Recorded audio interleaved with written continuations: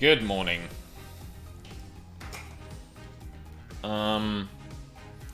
So, combination of me not waking up when I wanted to, and, some yapping occurred. So now we're here. Hello, Mina. Hello, Warfy. The yappers. That's what we do best. Yeah. Oh my god, I didn't post on Discord. There we go. Yeah. I didn't even get to talk about, yeah, like, the conversation we had was spoiler heavy, so, like, yeah. But, like, the one thing I completely forgot to mention is the one thing I wanted to talk about was, or one of the things I wanted to talk about was, oh my god, okay, so Secret Boss 3 is just hard, like, do I want to invoke Sans? I kinda do. It's not I feel like quite that. they're difficult in different ways. Sans is a memorization test. Like Sans' attack pattern is the same every single time. It's just an endurance memorization test essentially. The Chapter 3 Secret Boss is just straight up like reflexes. Like you need to learn how to make your fingers dexterous enough to dodge his attacks, or you will not win. Yeah, and unfortunately, that hits a point for me where, like, there are different attacks that I would prefer to dodge with arrow keys as opposed to the control stick, and I don't, like, and it's gonna depend on the variant of the attack that they do, because the attacks progressively get harder as the fight goes on. And I haven't been too deep into it, but, like, so most of that is fine, and I just need to get good. But the one that just shits me up the wall is the Blade Corridor. Because it's not... Like, and I know it has, like, the indicators. Like, I'm pretty sure the color of the wall you're closest to changes or expands depending on how close you are to it. That's meant to be an indicator. But, like, it's not enough for me, and the thinness of the objects moving past at the speed that they are is just not enough for me to see the thing I need to dodge. Yeah, and then and the first variant of it is like, okay, that's fine, but then the second variant where it does the thing, I'm like, okay, I completely lost track of it. Like, and it's not like it does a smooth corridor or anything like that, because it's trying to do this to fuck you up, and it fucks me up every fucking time. Yeah. It's quite hard. It's quite hard. It is, and it... I don't want to say the gimmick of the fight is complete bullshit, but it feels like it. Like, it's hard. I'll say this: it's harder to recover from death in that fight specifically, and contributes to me feeling like it's bullshit. But yeah, fun times. A lot of video games happening, including this one, which yeah, I wanted to get into this earlier, but I gotta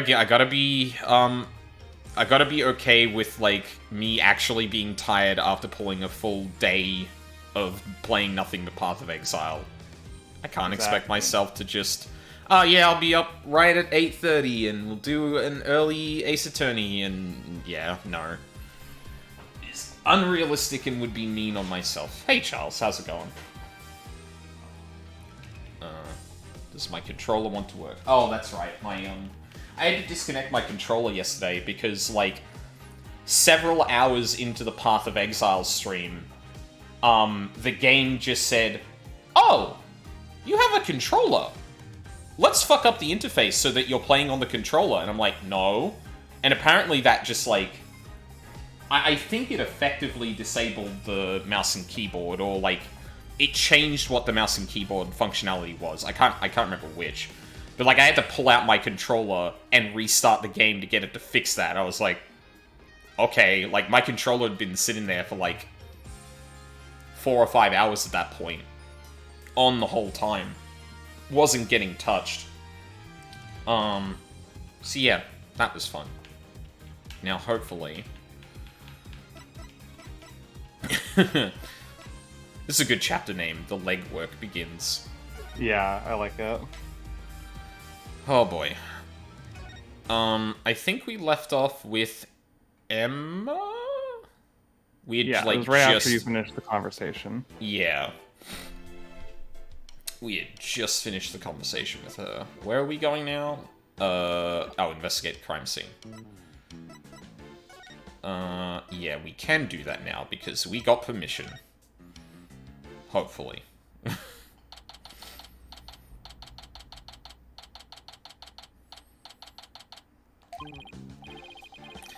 Alright, let's go down to UI? Hello? Okay. Alright, let's get down to investigating, shall we? And just make sure you don't move anything or I'll get in big trouble. Fine. I promise. To only move the things I have to. Well, Goddamn, I have boy. my own investigation to conduct, but let me know if you need anything. First week or so on the job, Emma lets Apollo onto a crime scene, immediately moves something, gets fired. Thanks, Apollo. Oh my god! She's real. She's there. She's present IRL. It's been a while since we've done any investigating. Well, what are you waiting for? Let's dive right in. You do remember how to do this, right? If you don't, I can give you a quick rundown. Should I have a thing to give me a rundown? Is there anything worth, like, reiterating? Is it just Not same mechanics as the necessarily. previous game? Yeah. Pretty much. Pretty well, yeah. Alright. Don't worry about me. I've got it all locked away in the vault up here. Taps his head. Good. And I'm sure it'll all come back to me, too, as we go along. Wait, wasn't it you who just offered to give me a rundown? Or to give me a rundown? Alright. Fucking framing of Emma is very funny. Oh.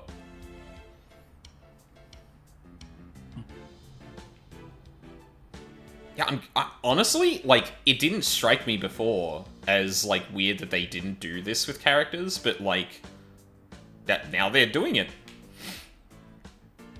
I suppose maybe there were technical reasons, like, why they couldn't do it or felt it might have been a bit too much. Because it is an extra full... It is a character model to render in the scene, which they've probably never done before.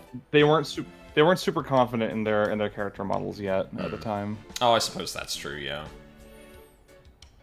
Well, I guess they did the rotating courtroom shots, but that's a very controlled environment compared to this.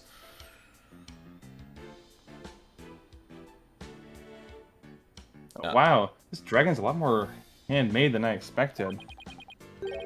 Yeah, well, I can't tell you how many hours I put into that freaking thing. What? You made it? Trucy had me help put it together. You know, as her assistant. She has it wrapped around her little finger, doesn't she? Trucy's smile has some kind of magical power that makes it impossible to say no. They're siblings, they don't even know it. Yup. So this is the coffin the dead body appeared from. Actually, I haven't examined that yet. Would you two mind lending me a hand? I'm not gonna lie, it might just be post-magician trauma. You know what, I don't think I want to make a joke out of that. It might be just my experience with magicians in this game again, but I'm already thinking like, okay, are we absolutely certain the body we found was Rias? Like, are we sure they couldn't just made someone look like that and the police aren't just assuming that's who he is? Oh, sorry. Did you read this? I read that one already. Yeah, my brain was already working on the joke when you said that. You're so valid. No sweat. Trucy said the coffin was supposed to be empty when she stabbed it. So, how did the victim even get in there? Also, no blood. Worth noting. I bet there's a secret door or something. Did you sneak the body in after the blade was in there, I wonder? We'll probably see it.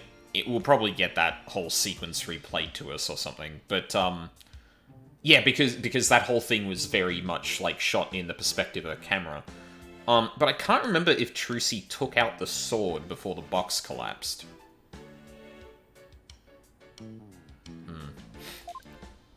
I can't remember either, to be entirely honest. Sure is an oddly shaped thing, isn't it? You knew it can't unfold into something like this. Oh, I heard this one's just used for magic tricks. You obviously haven't done much papercraft before, Apollo. The left and right panels are made to be interchangeable. How that helps with the magic tricks, though, I have no idea. I'm sure they make use of it in some way we can't even imagine. Yep, don't give away the secrets, Apollo. Light outline, huh? So this is where the body was.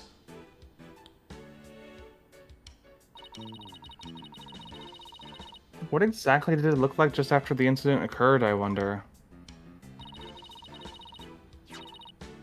Oh, I have a photo of the crime scene. Here you go.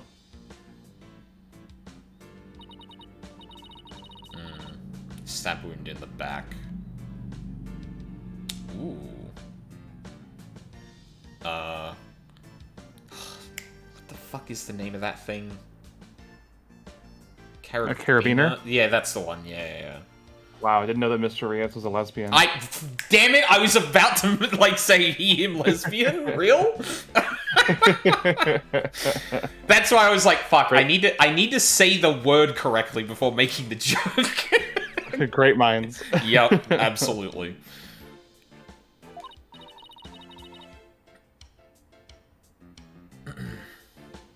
Yeah, that's definitely what killed him.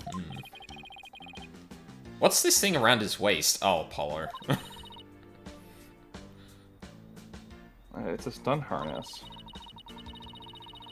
A stunt wire can be attached to it so the person can float and fly through the air.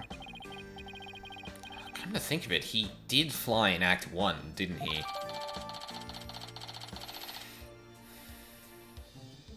Apollo, isn't your partner here a lesbian? I thought you would know what one of these is. Oh, she's not mask presenting, she doesn't do that. She's not butch enough. Says you. I am so. Oh fuck! What's Maya's line about the stepladder? You need to, like, you really need to rethink your cultural, your cultural assumptions or narrow-minded assumptions. Apollo. Apollo, look! There's a secret door in the back panel of the coffin. Do you think Mr. Reyes could have entered the coffin through there? If you could have done it without Trucy noticing, then maybe. We do have a very particular angle watching the coffin, so if the back of that ever gets obscured, I guess that's something we can keep in mind. It's like two magicians trying to out-magic one another right under each other's noses.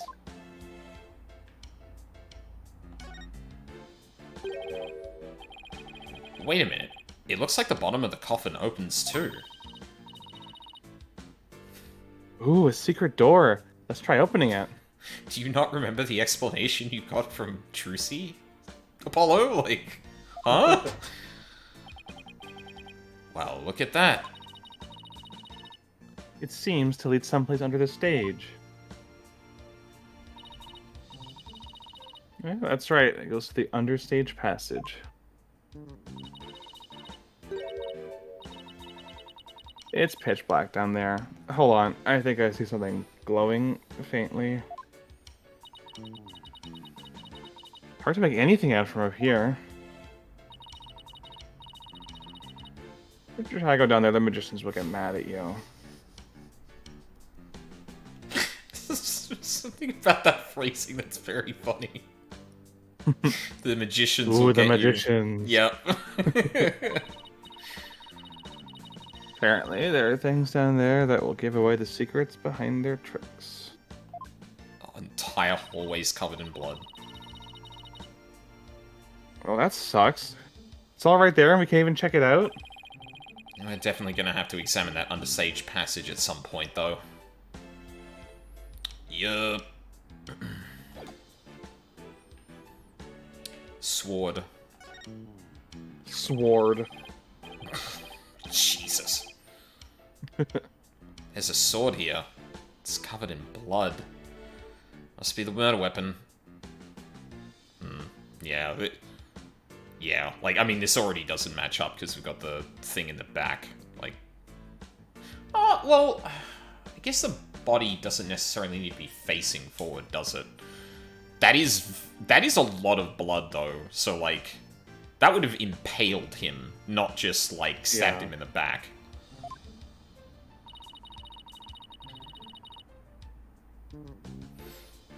Tracy said she was sure she switched it out for the rubber sword.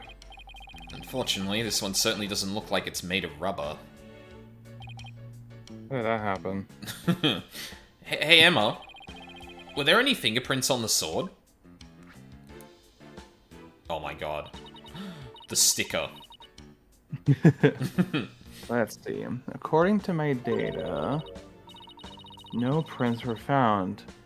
That could be because the culprit wiped them off. Come to think of it, Trucy was wearing gloves during the show. So she certainly wouldn't have left any prints either.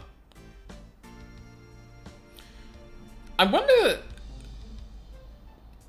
what happens if you, wearing gloves, grab something someone else has held with their bare hands, and what happens to the fingerprints. Probably, it depends on how cleanly they were left, I guess. If they were, like, subtle, then they probably would get smudged. Or sorry, if they were subtle, they probably wouldn't, like, get affected very much. But if they were, like, big, if they're, like, oily or, like, sticky, then I can see them definitely getting, smudged or, like, distorted. Yeah, and I guess it would also depend on what the person with gloves is actually doing. Because if they twist their hand, for example, it would ruin almost anything. But if they just grabbed it, put it down, and that was it, like, yeah, it could still preserve it, I guess. Yeah, exactly. Because, yeah, I'm thinking, like, can you get someone you know is wearing gloves to actually hide your fingerprints from it? But it's probably just easier to not leave fingerprints on it. Simply don't leave fingerprints, obviously. Exactly. We have one of these in the office, too, don't we? Yeah, that poor magic prop we use as a shelving unit. It's kind of like... I'd kind of like to see Trucy perform this trick sometime. Well, we both know you'd be the one in the box if she ever did. I feel bad for the prop, but it can stay a shelving unit in that case.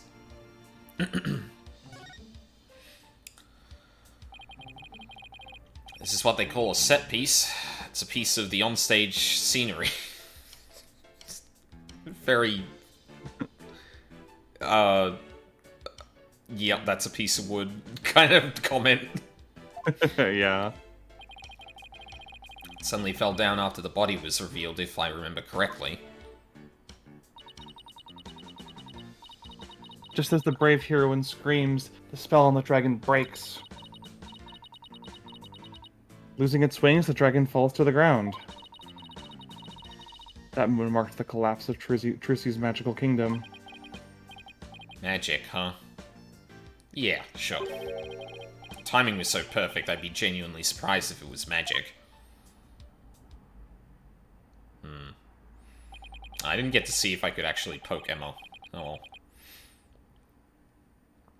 Something isn't right. Just doesn't make any sense. What's the matter, Apollo? You're making that weird thinking face again. My thinking face isn't weird. How did what should have been a rubber sword get switched with a metal one? Plus, the timing of that dragon set piece falling down. Wasn't that just a little too convenient? Yeah, agreed. Like they were trying to... Like someone was trying to hide something. Something just isn't sitting right. Ground control to Major Apollo. Can you hear me, Major Apollo? This is Major Apollo to ground control. I can't remember the lyrics of that song to make a joke out of, so I'm just going to end the bit there. Athena, I think I've got it. I think somebody switched Trucy's rubber sword for the metal one. Huh? To pin the murder on her. Someone switched the swords? But when could they have done that? When everyone was too busy to notice. Somebody could have switched this Trucy's rubber sword with a metal one after the set piece fell.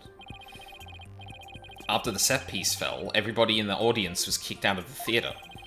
In the ensuing chaos, somebody could have carried out a cover-up operation. Any one of the stagehands or show personnel could have done it before the police arrived. So what you're saying is... somebody's actively trying to frame Trucy for this crime? Yes, some disgusting individual is trying to get away with murder. So it's someone related to the show. There's definitely a very high chance of that. Now, we could just figure out who it is. Hi, Emma. Emma, can I ask you a question? Shh, this is the best part. She won't even look this way. Ooh, what great prints. Another set for my collection. God. She, certainly seems to enjoy her work, doesn't she? No. Oh, you found fingerprints, Emma? Is that important? Nah, don't worry about it. Oh, hey, this is a curtain. I wonder what's behind it. Backstage area. There's magic equipment and stuff like that back there. Can I see it? No. I'll open it a crack and check it out later. You were thinking of opening that curtain, were you? No. Who? Me? Would I ever do a thing like that? Rats. Guess I'll have to ask her to open it for me later. What do they do to that poor mailbox? Ooh, I've seen something like this before. It's like that game where you stick swords into a barrel until the little man inside pops up. I think it was called Yahtzee. I don't think that's what it's called, Athena. No, you yell out Yahtzee when the man comes out of the barrel, right? They called it Yahtzee for a reason, Apollo. Huh. Doesn't sound like any game I've ever heard of. Really? It's pretty famous in Europe. Didn't you have anything to play with as a kid? Oh, you know, us simple Americans, we're happy with just a hoop and a stick. Alright, Apollo. That video camera is pointed right at the stage. I wonder what it recorded. I'm gonna take a peek, but Emma would... Wow, this residue is so fascinating. She's so fixated on that bloodstain data, her eyes are getting bloodshot.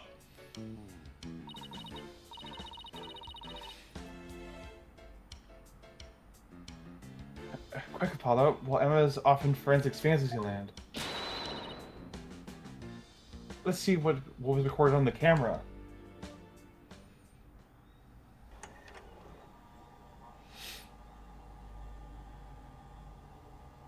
The heart was real. That was a polygon. Yeah, that It wasn't was just a visual real. effect of the Yep. anime.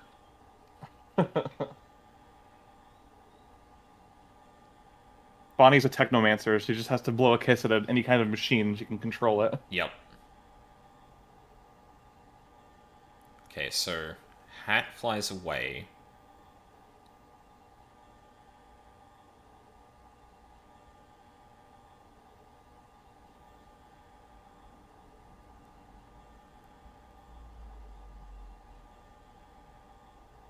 It's a little jitter just as she stabs it. That's a bit weird too. Okay, you can already see the sword in the background there. Okay, so we didn't lose sight of like the back of the coffin really. But then something, yeah. Something gets pulled up as the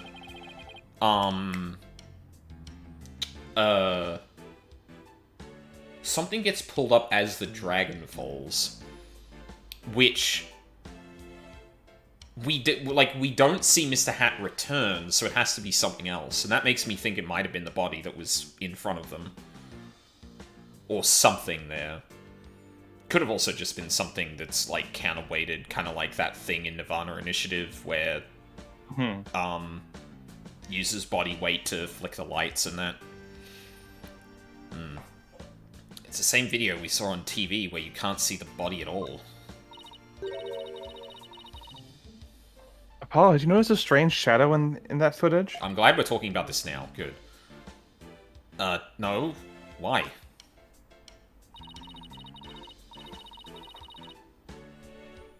I don't think it was my imagination, but I'm pretty sure I saw something.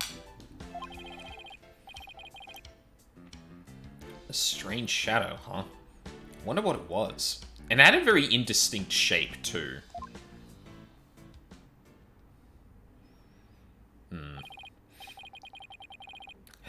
Let's see. What else do we need to do on this stage?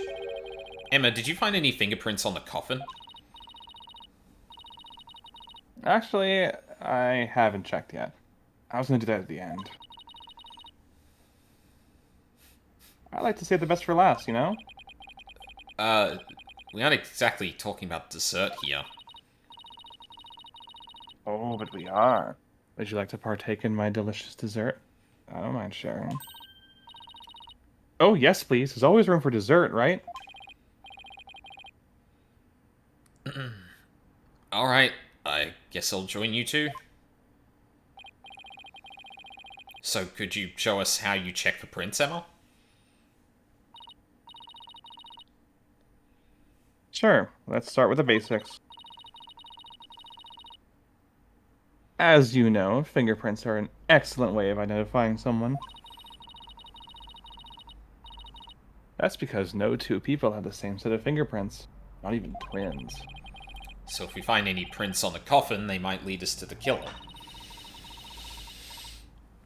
The culprit was dumb enough to leave prints behind, sure.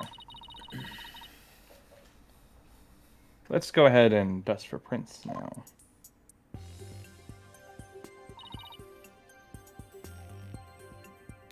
Just Let's see. a little, like, bottle gauge filling up in the corner.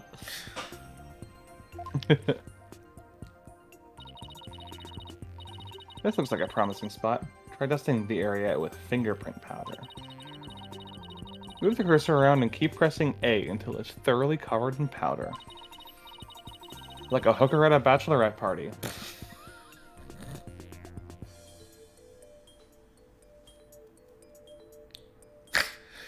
Go on. You look like you wanted to say something, but I guess you decided against it. No, yeah, no, I'm good. When you're done, blow with the Y button to get rid of the excess powder. Just like the end of a bachelorette party. Powder in this bottle is all we have to work with. If you run out, try blowing on the area. Any excess powder will be returned to the bottle. Alright, I think I'm ready to give it a try. Oh, this is significantly less enjoyable than the last one.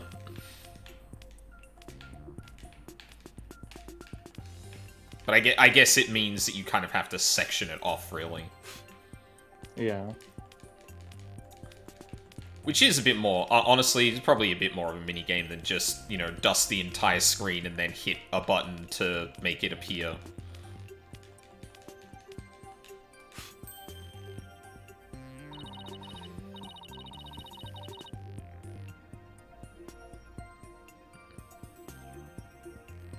You found some prints. Looks like the fingers of someone's left hand.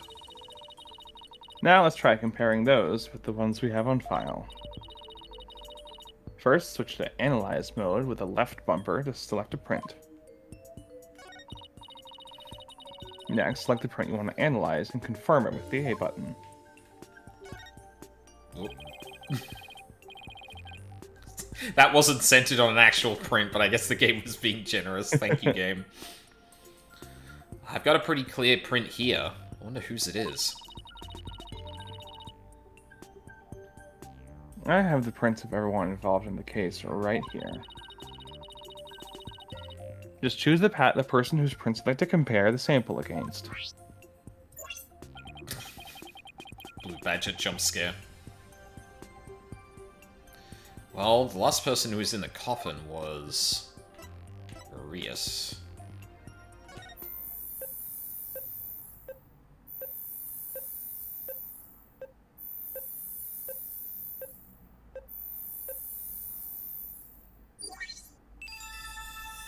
Yippee.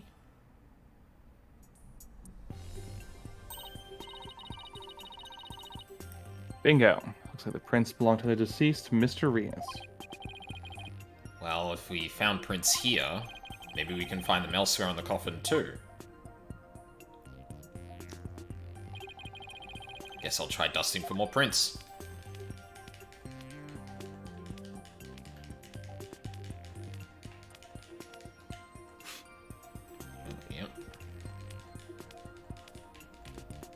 Yeah, you know what? Originally I was going to be like, come on, that's silly that we can't do the cover the screen thing, but this honestly is probably a bit better.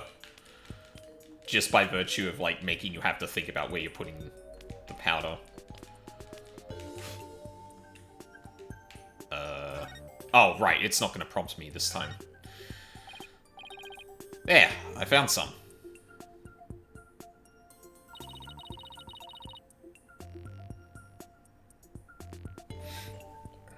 These prints are apparently Mr. Rias's too. Shall we try looking for the prints on the outside of the coffin now? Yes, let's.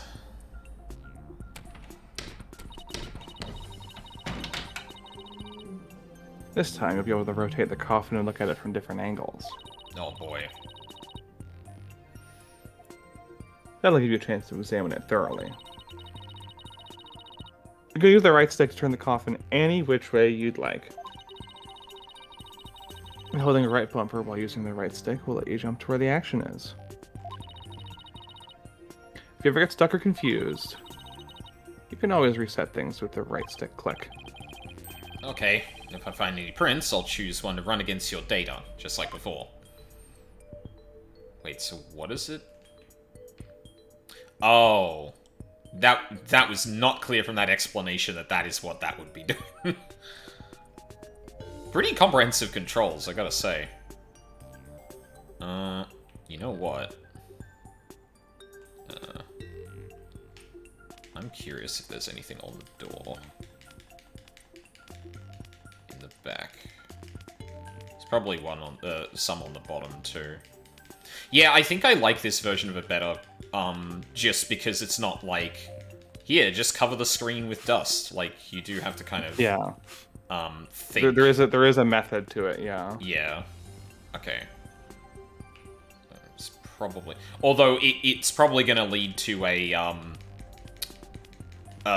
Blue Badger vase situation, eventually, where, like, you didn't put powder in the exact right spot, and you just missed the... Actually, no, sorry, that's not the comparison. It's more,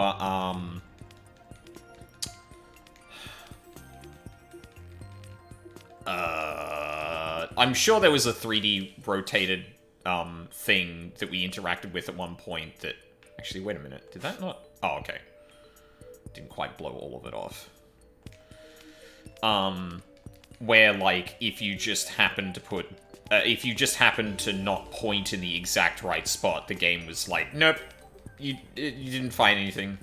So, like, you're essentially pixel hunting, but with the dust. Alright, I'm gonna... Yeah, I know what you mean. Sometimes it was a bit obtuse. And I mean, I think the lamp in Apollo Justice Case 2 was kind of like that, where it's like, alright, I guess I'll just cover the whole thing and just keep blowing. I will say this is starting to feel like that a bit, because I've been given too much freedom, where I'm like, what, do I just dust the entire coffin down? Like, what? I guess they're asking you to think about where, a handprint might have been. Yeah, oh. You know what, that works. There you go.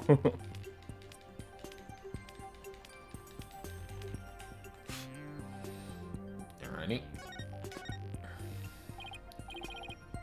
Hey, newest girl, how's it going? Hey, I got a print. Alright. I'll just check it against my data. Huh, that's funny. Doesn't match the prints of anyone involved in this case. Really? None of them? How can that be? I wonder if I can find any more prints. They're my prints. Cookie, what? Why? Why you do that? Stop touching the coffin. Yeah, stop touching the evidence, Cookie. What are you doing? Some She-Ra earlier. Hell yeah. I don't think I've watched any of that. It's good. So I hear. It's kind of sat in like the Steven Universe situation for me, I think, or situation. What's the word I want to use? It's one of those things I just keep hearing. Oh yeah, it's good. And I'm like, oh, I should probably watch it at some point, and then just like never really got the time or motivation to really do it. If it's any incentive, it's pretty short. Okay. Like, it looks like a lot of seasons, but they do that dumb Netflix thing where, like, a lot of the seasons are, like, 6 episodes, so... Oh, I see. It's fairly brief. Also, hello, Cookie. We will cherish every second that you're here. Thumb. I found another print. Judging from its position and location, it might have been made when someone put this lid on the coffin. Let's see now. There's one part during the show where someone put this lid on, after Juicy had gotten into the coffin. Therefore, this print should belong to... I have to imagine it's... yeah.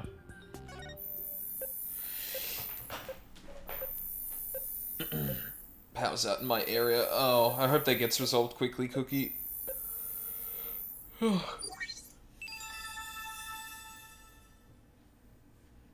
Yeah, same here, newest girl. That's basically exclusively where I know it from. Like, the print belongs to that bunny girl. Come to think of it, she did put the lid in the coffin during the show. That's probably when she left her print on the lid.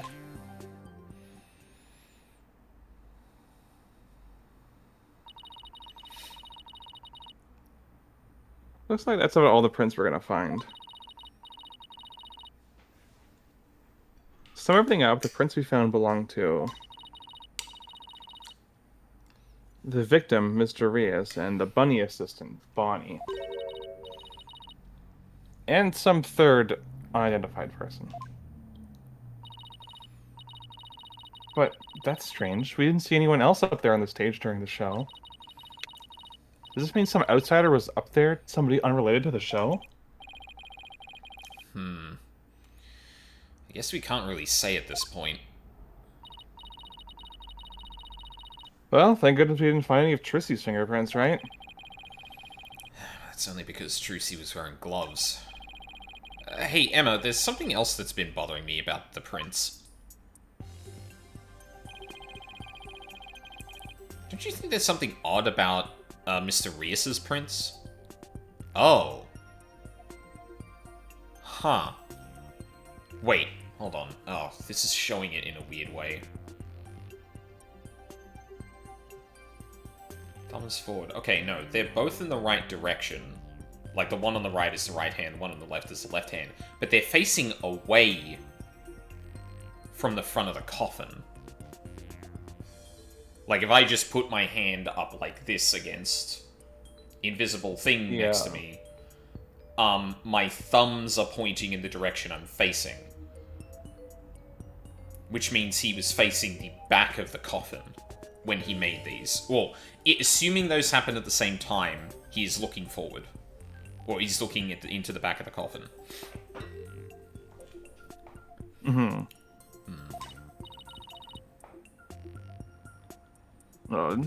Odd? What's so odd about them? Well, if Mr. Rias was standing in the coffin facing forward... Apollo, you're always facing forward.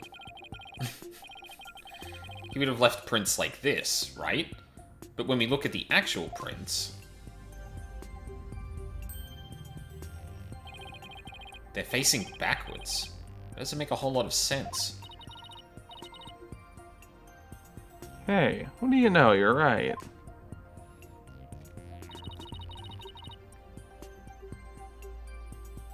I wonder how they wound up like that. Maybe he was accidentally facing the wrong way at first, but then turned around later? No, the coffin is much too small for a guy his size to turn around in. About all he could have been able to manage is maybe a bit of twisting. It really doesn't make any sense, does it? I think I might have hit on something major here. Oh, I have just one more question, Emma. Oh yeah? What is it? Mr. Rias was stabbed in the back, right? But if he was standing in the coffin like this, how would that have worked?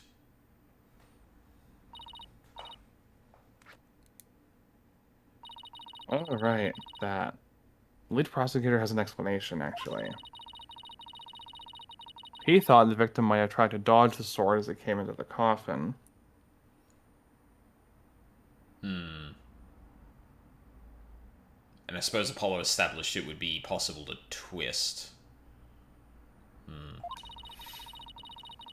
So maybe he twisted his body and the sword ended up stabbing him in the back. That's his theory, anyway.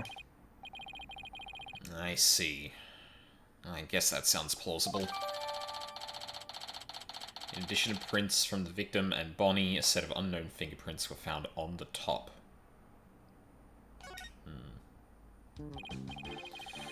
Well, I guess that about wraps up our investigation of the stage.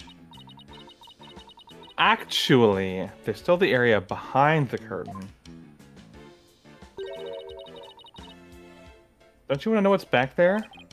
Sure do, but Emmett told us not to move or touch anything, remember? Puppy dog eyes. Would you quit staring at me? Quit staring at me with those big ol' eyes.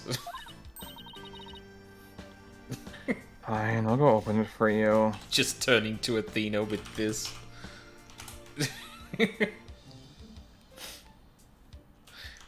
Oh. Yeah, exactly, Cookie. Wow, look at you, flaunting your lady killer eyes. I have my ways.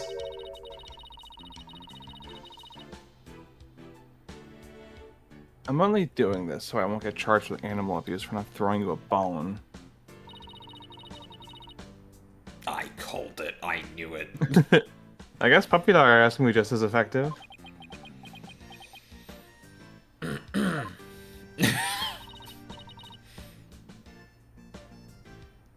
Alright, I'll be back.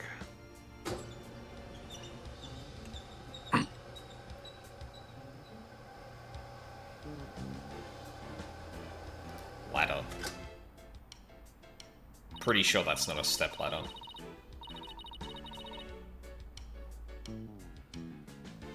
Well, go on, investigate to your heart's content. But before you go moving anything... I know. Be sure to ask first. Oh, by the way. Just examine the backstage to move to the area beyond the curtain. Okay, time to get investigating. It took a second for the menu to come up. It's just staring at, oh, do I need to... Yeah.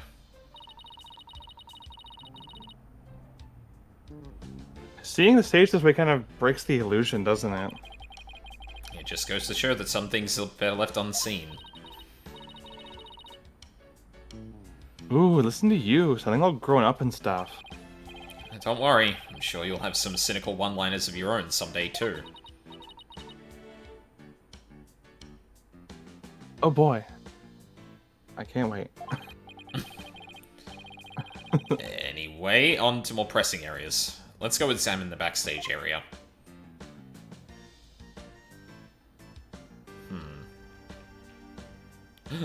Understage.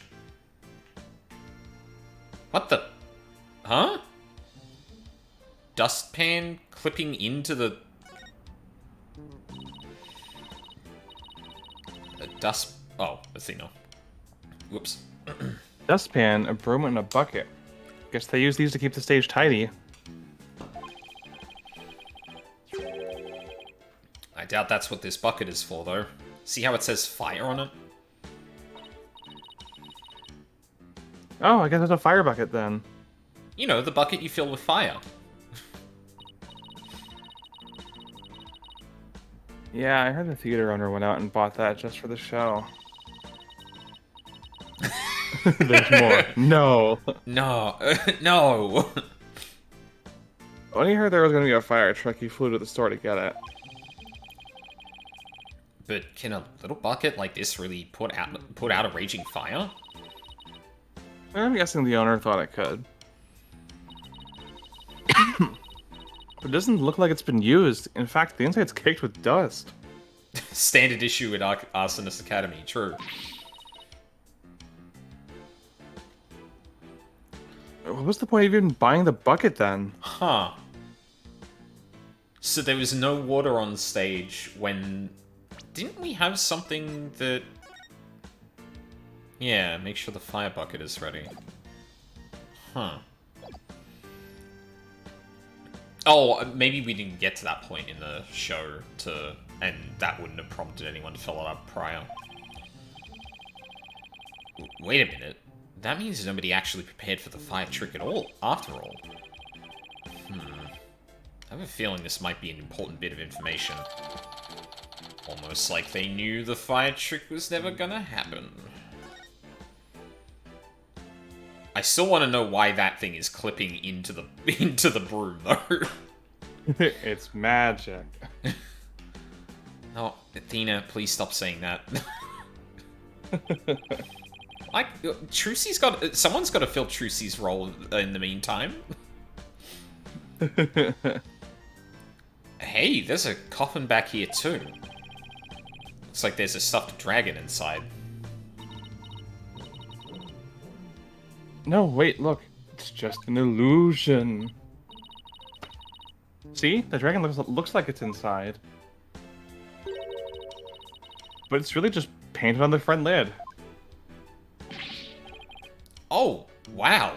You're right. I definitely couldn't have told that from the perspective I was actually looking at it. Apollo, you would fall for the Wile E. Coyote tunnel every single time. Yeah, I would. I'm as dumb as a self-driving car. Anyway. That's really something else. If the show hadn't been cancelled, we might have gotten to see this trick too, huh? That could be actual Trucy dialogue, Mina. True. Ladder. Ladder joke. Do it. Look at this ladder leads to the catwalk overhead. Do I really have to go up there. Why don't you go up and check it out, Athena? I'm sure you'll like the air up there. Huh? Where in the world did you get that idea from? Wait a minute. Are you saying I'm an airhead? How rude can you get? That's not what I'm saying at all. Now, up you go. I'll just wait down here. Okay, now I'm starting to get the picture. You're afraid of heights, aren't you, Apollo? Come on now, this is for Trucy. She needs us, so up to the catwalk we go.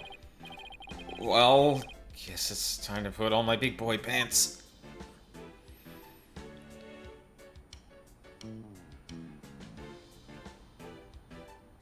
Hey, Mr. Hat.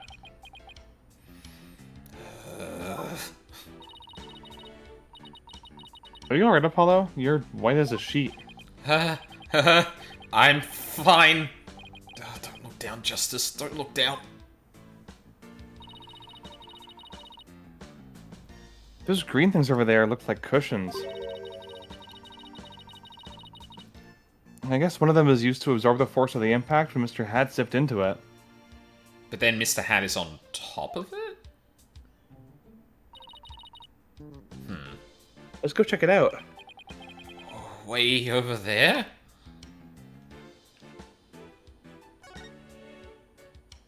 If this was Deltarune, the hand would be shaking as you move it. Yeah.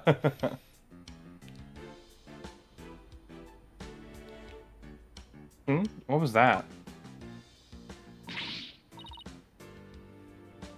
Look, Apollo, it's Mr. Hat. He's attached to a wire. Actually, didn't Trucy say something like... They quickly raised Mr. Hat up by wire into a cushion on the catwalk?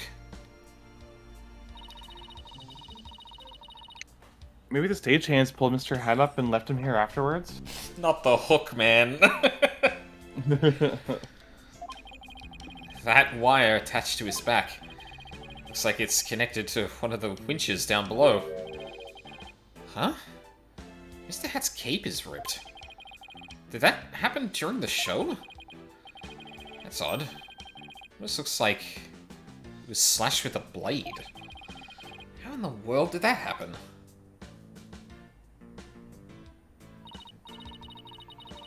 Apollo, I see you're trying to take this all in stride, and I respect that. But seriously, you're trembling like a newborn fawn up here. Get it together, man. Wow. Widget, thank you. I can't help it.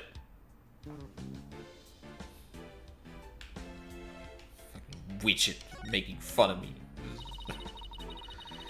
These set pieces look like a rabbit and a moon. Oh, that was Athena. Wait, kind of... yeah, it was. Whoops. Yeah, that's alright. It works for Apollo, too. Although they kind of look like they could be a duck and a croissant, too. Croissant? Thank you. What do they look like to you, Apollo? The Grim Reaper and a guy falling to his death. Come on, let's wrap up this investigation before your imagination catches up with you. Cushions. Hey, look! There are cushions attached to the underside. Well, what are you standing all the way over there for? Come over and look. You're not gonna try and push me off, are you? Seriously, Apollo? Come on, you'll be fine. Here, do you want me to hold your hand? Yes, actually, if you don't mind. Looks like you're right. And Trucy mentioned something about this, didn't she? That a cushion was supposed to absorb the force of impact when Mr. Hat was pulled up.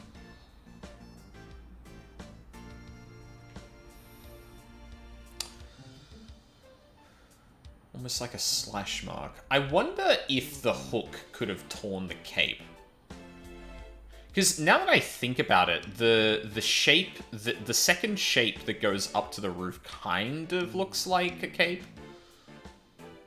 Or it has that, like, it definitely gave the impression of fabric being pulled up. But, like, the first one was more obviously Mr. Hat. Are we done here? Oh, no, winches. Wow, it's a big pulley.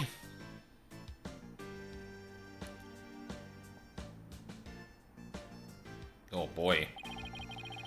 Looks like it's connected to one of the winches down below. The dragon set piece must have been hanging from this. That's interesting. Because set piece falls and at the same time on camera something gets pulled up. But according to this, there isn't something counterbalancing the other side other than... Well, the thing counterbalancing the other side is not something that could be pulled up like that.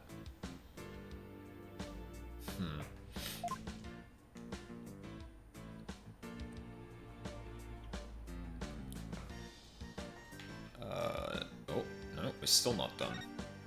Oh, we're looking at the smaller one now.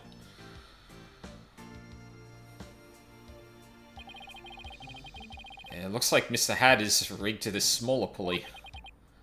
Let's see. How did it go? After being blown a kiss, Mr. Hat goes wild, and just as he's about to stab the coffin, he gets pulled up to the catwalk. And the smoke screen was to hide his ascent from the audience's view.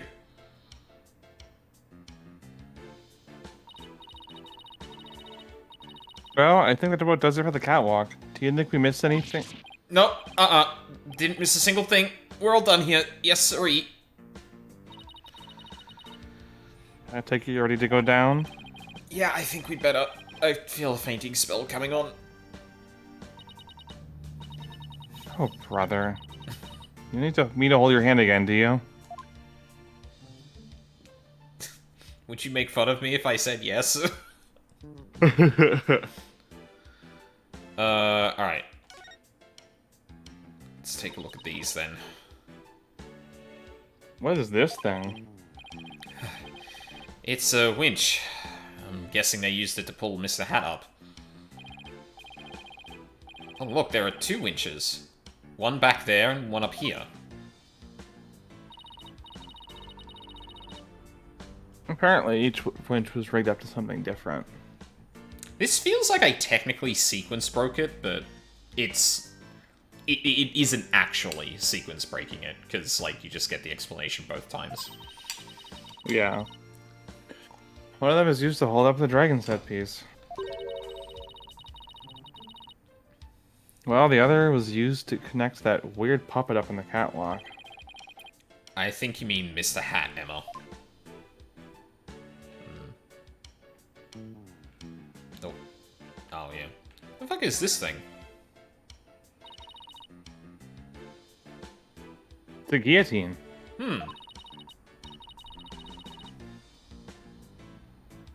But it's not real. It's another one of Trucy's props. It's Trucy specifically? Okay. I wonder if it was supposed to appear in the show. Huh? You mean she didn't mention it to you?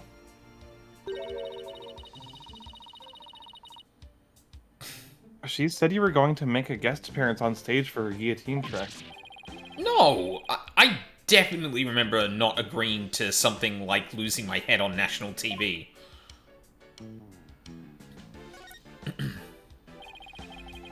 There's a sign here that says understage. I bet these stairs go to the understage area.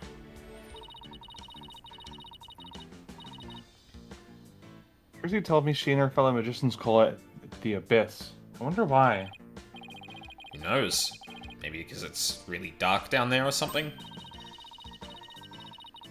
Ooh, I bet there are all kinds of magical goodies stashed away down there. Come on, let's go check it out. Locked. Oh. Huh? The door's locked.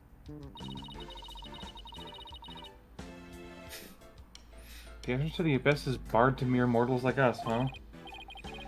Oh well. That's what you call a swinging abyss.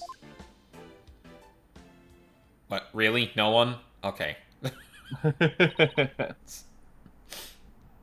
All done? Yeah. No one laughed at my joke. Pretty much. There's just one thing. The door to the understage passage was locked. Any way we can get down there? That place. They locked it up as soon as the police finished their investigation down there. If you want to check it out, you'll have to ask a magician. Well, Trucy's at the detention center, so she can't help us. I guess we'll have to look for somebody else from the show. Okay, and I better go back to my own investigation. See you around. It's too bad about the understage area, but at least we learned a few things. Yeah, like one of your greatest fears. I wasn't talking about that. I meant how all the behind-the-scenes stuff is set up. Let's see. We found out there are 2 winches backstage. Mr. Hat was rigged to the first winch. And the dragon set piece was attached to the other one.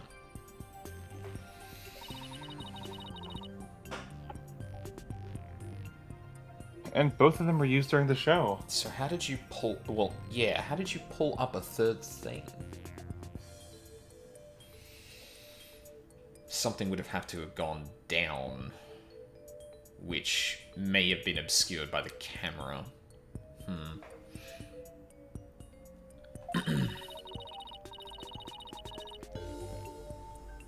Right after the body was discovered, the dragon set piece fell to the stage. And in the chaos that ensued, the culprit could have switched the rubber sword with the real one. So it looks like the best way to prove Trucy's innocence is to identify the real killer. I didn't really need to investigate anything to... Oh. Oh, God, This what is was you. that? Oh, yeah. Fuck. Oh, no, I remember the voice I was going to do in. What a... Oh, hang on, I've got to find it, because I haven't done... like, it's so... I'm so bad at it. Yeah. What a complete and utter mess. This is all great. Just great. That rat kid is bush league. Small potatoes. A half-grown has-been. There's somebody on the stage. I wonder who it is and what they're doing. Maybe we should go talk to them. Examine. Excuse me? Are you connected to the show? What? You two got a couple more headaches for me to handle? I got my hands full as it is. Hey, I remember this guy. What the fuck is the symbol on his cup? Like bunnies something? Yeah, we basically just saw this. Bunny's coffee. Bunny's coffee, yeah. It's like legs and heels in a bunny suit. Yeah. Oh, I can do it in a new voice at least. What the heck's going on? They wouldn't even let me in. Me, for crying out loud. Oh, Mr. Ratons, there was an accident during the show. An accident? Great, just great. That's all I need right now. Do you have any idea how much money we're sinking into this program? It's that man who was going off with the staff in front of the theater. I never seen you guys before. If I had to guess, I'd say you're not production staff. What's that I spy with my little eye? An attorney's badge? Oh my god. Well, how do you do? I didn't know you fine folk were lawyers. My business card, if you would. Charmed to make your acquaintance, I'm sure. Oh, thank you. He was not the kind of character I was expecting him to be. God damn. So, you're from the TV situation, I take it? Oh, there it is. Cole... it's a little fuzzed on the number side of it. It's like 33X62832... Yeah, whatever. Oh, Los Angeles, California. Yeah. So, you're from the TV station, I take it? Sharp as tack you are. I'm the producer of this TV special. All my idea, by the way. I'm Apollo Justice, Trucy Wright's defense attorney. Trucy Wright's...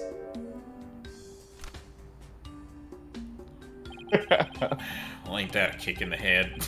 God damn it.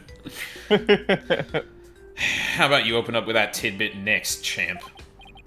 I love it. His animations are so fucking good. Yeah, they are. Like, this character is them flexing their facial animation improvements in this game. 100%. Okay. What happened to the Schmoozy Magoo bit? What is it? Retins? Ratings. Ratins. I'm Roger Ratins. Hold the applause and no autographs, kids. I'm on the clock. Apollo, this guy looks really familiar, but I can't quite... Really, kid? Try this on for size. Hang loose, baby. Hang loose, baby. Apollo, it's the Ratings Raja from Take-Two TV. He's huge, crazy huge, like a real famous producer. And now you get the pun behind his name. Oh, ratings? Roger Ratings, the Ratings Raja. Oh, fucking hell. So yeah, it's not so much a pun. Well, They kind of reverse engineered it by giving him a nickname and then making the pun off of that nickname. Yeah, it's much more of a like the pun is a lot like the pun exists in the world rather than just being something the player recognizes as a pun, if that makes sense. Yeah. Or I guess it can read that way. Really? I've never heard of him. Seriously, man? What kind of cave did you crawl out of? Roger Ratings, the Ratings Roger. God damn it. Titan of the TV screen. Still not ringing a bell? More familiar with Mr. Tenor, but... You ain't seen my hit Saturday night talk show at 8 p.m. Eastern, 7 p.m. Central? Oh my god. That's such a specific, like, nomenclature. It's like TV and streaming is the place I hear that the most. So, like, that, like, activates a thing in my brain of, like, ah, yes, time zones. Yeah, exactly. Broadcasting across time zones. No, I can't say that I have. You're blowing my mind, kid. You even know what a TV is? Say it with me. Television. Do you mind if I ask a few questions about the incident? No. What kind of comeback is that? Grow some backbone, kid.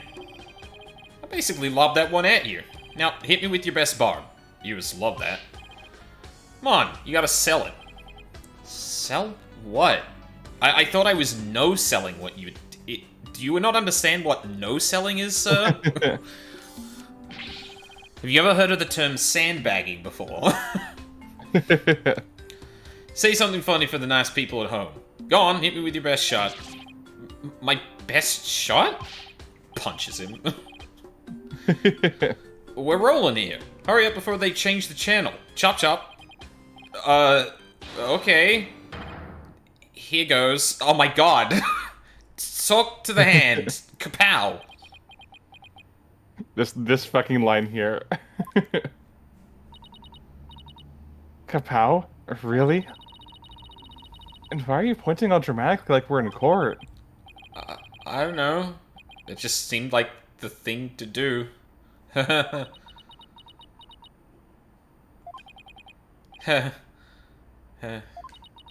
Tough crowd today. Follow. Oof. That's going in there. Awesome! And there's a new reaction image for you. Fuck yeah. Ooh, that's going in the cringe reel for sure. I think we can all agree that was a mistake. Oh no, cringe. If I choked any harder, I'd need the Heimlich maneuver. I blame myself, really. Should've known better to waste good film on a nobody. So, you want an exclusive or what? Yeah, I guess you could say that. Today's magic show was being broadcast live on TV, wasn't it? And you were the producer, right? That's right. Rise of Magic Star versus Old School Grammary. It was gonna be wild. We were gonna have viewers vote for their favorite magician during the show. And the loser would have had a really embarrassing prank done to them. It was gold, I tell you. Guaranteed ratings. I don't know. Sounds kind of tacky if you ask me. I don't know. If this was in the 2010s, that might have been a little bit past the vote with your phones kind of craze, but It kind of just on like the cusp of the end of it, probably. yeah. Oh, you know what? Yeah, maybe. Because I think of that as more of an aughts thing. It was like huge with like Big Brother and shit like that. Or at least in Australia. Programming might have been different in other countries, obviously. American Idol. Yeah. Oh, yeah, but there was a more specific way of it that wasn't just like an over the day thing, but like a do it now thing. Well, I might be thinking of Australian Idol, which was might have been a bit different. Oh fuck, that was so long ago. I'm 30. I don't know, it sounds kind of tacky if you ask me. I'm telling you, man, modern viewers eat this stuff up with a spoon. Trust me. All we gotta do is serve it up nice and hot. A feast for the eyes. More like junk food for the brain. Got him! Cool. Got him. Fucking tell him, Apollo. That little brat had to go and ruin everything with that accident of hers. You have any idea how many times they dragged me over here to prepare for today? You must know this theater pretty well if he came by that often. Oh, that gives me an idea. How about this? Mad mindscape of a magical murderess. Closest comrades come clean. Tell me, has Trucy always shown signs of being unhinged? Oh god, Apollo, don't. Oh my god. He has the fucking, well, I guess it's more of a makeshift cue card, because it's like a... Well, it might be purposefully for that, but... Oh my... This is gonna be a thing in court, I can tell. When could you tell she was about ready to snap? Guy's cruising for a bruising, Apollo. Beat his ass, Athena. I don't give a shit about him. As long as you don't get caught on camera. Truth be told, I'm not surprised about the way things turned out. Magicians are pretty much the dregs of society, am I right? Me as the player doesn't necessarily disagree. It continues to be very odd the way magicians are revered in this world, and everyone's just like, no, you can't. Like, yeah, of course, a magician's not going to tell a courtroom how the magic works. Like, that'd be bad. What's that supposed to mean? Magicians. When you say it like that, okay. Magicians are sounds hateful. It really does. Magicians are all a bunch of good for nothings, if you ask me.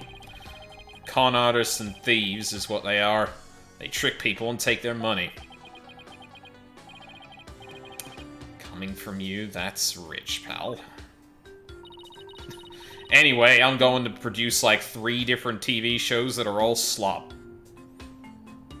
No, I don't see anything wrong with my view on society this way. We got all kinds of slop, kid. We got magic slop, we got reality slop, we got fantasy slop. All coming to you live at Trough TV.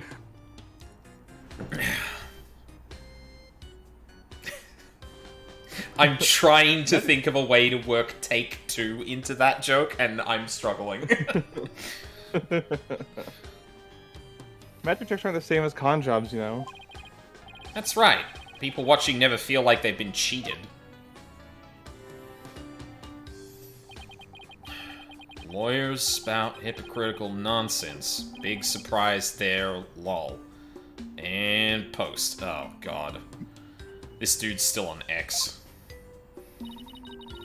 Sorry, Twitter. I shouldn't indulge it.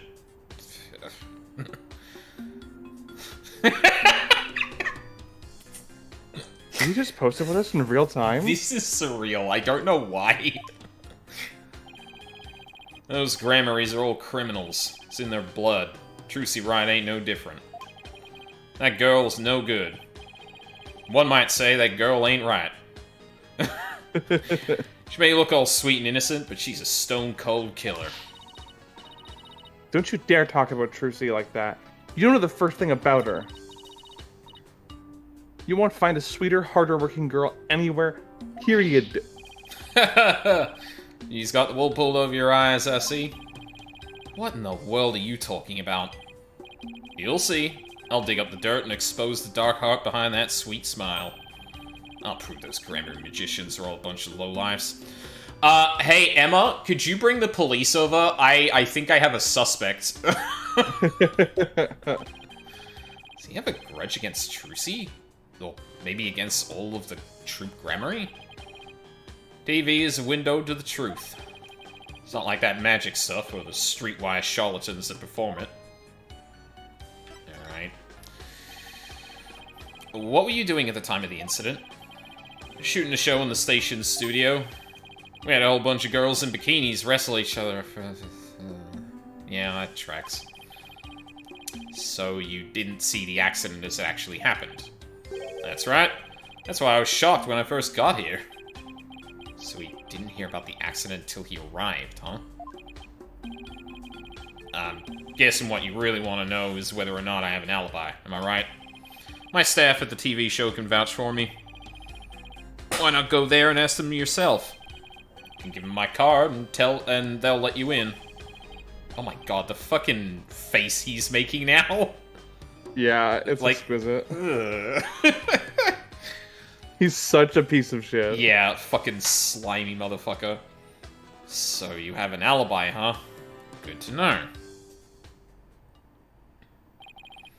That's a shame. Crying shame, I tell you. What was supposed to be a fun, lighthearted program turned into this sorry affair. I'll have to sell it to the news outlets all over the world if I'm gonna make my money back. Trucy Wright will make her debut, alright? Not as a magician, but as a criminal. Oh my god, he's going to use social media. He's gonna cancel She's gonna her. cancel Trucy Wright. I'll make my money back just as long as I post good. What? My duty to report it. Can't let a tragedy like this happen again, now can I? Even if she gets off somehow, I'll make sure she never walks the streets again. We won't let that happen. We won't let you do that to her. We're gonna prove her innocence in court. Listen to you, acting all high and mighty. You're just another money... Fuck. Good job, writers. That... I know how you lawyers do things. You'll stop at nothing to win. I beg your pardon? You win your trials, you get fat stacks, right? Is money really all you care about? Like, this is a deliberate choice to do this, but, like, the actual level of, cognitive dissonance happening, it being implied to happen because of this writing is fucking incalculable. The fuck are you talking about, bro? When you're rich, reality is whatever you say it is. Yeah.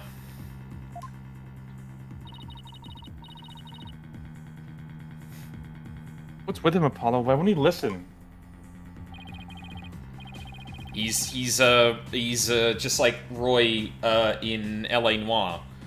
he bet on a fixed match, and then the match didn't go that way, and then he's like, well, I didn't get my money for the fixed match, so that guy's a piece of shit. It's like, yeah, alright. But enough about you. I'm all about going after Trucy now.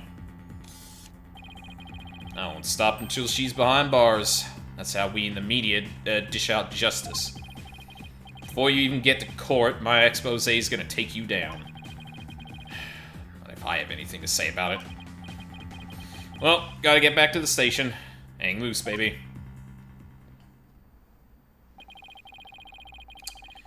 Looks like the prosecution won't be our only opponent this time. No way are we gonna let that guy have his way either. Yeah, now we have to cancel him.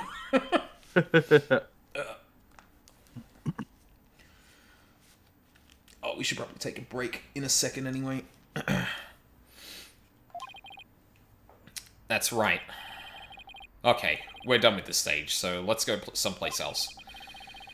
I still wish we could check out that on-stage passage. What else can we investigate right now? That is a good question.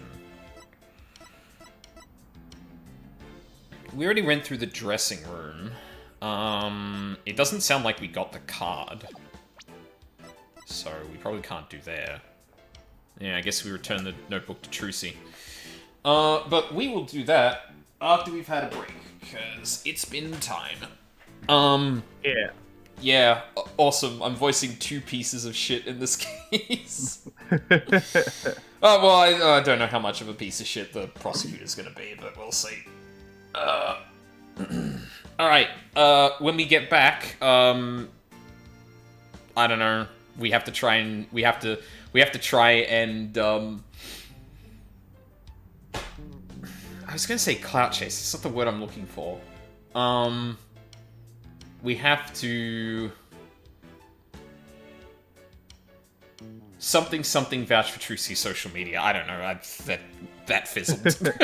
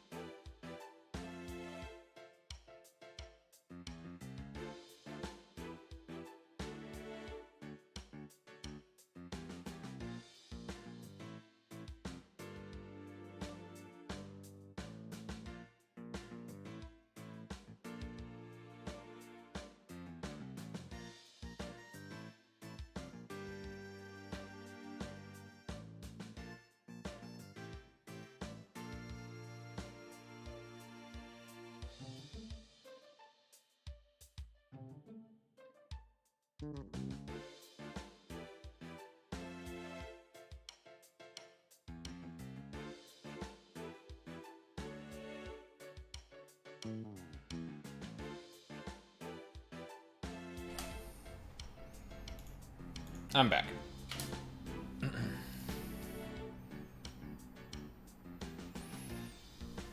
Welcome back. Welcome back. Ooh, been dropping some frames here and there. I know, I got a message earlier today about maintenance. It's gonna be done later in the week, so, doesn't really surprise me that, there might be a couple problems, but hey, I'm able to stream, so usually when that shit happens, it's a hard no.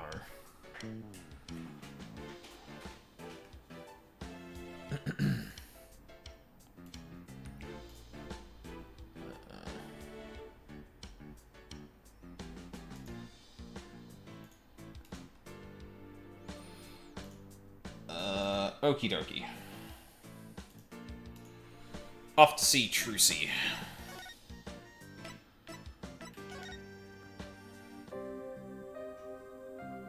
Oh god, it's dire in here. Is Trucy actually in here? Oh. Not yet. Oh. Usually, if someone's come back from questioning, you'll see a little cutscene of them coming back when you first walk in. Yeah. Oh, this isn't dialogue we've seen before. Shit. Oh, whatever. It's something about, No, I think it was. We saw that last stream, because you did the same thing. You came here and presented that to Athena. Oh, did I? Oh, okay. Then... Well, what lot of use this is, then. We did say what else can we investigate. We haven't been outside in a bit? No.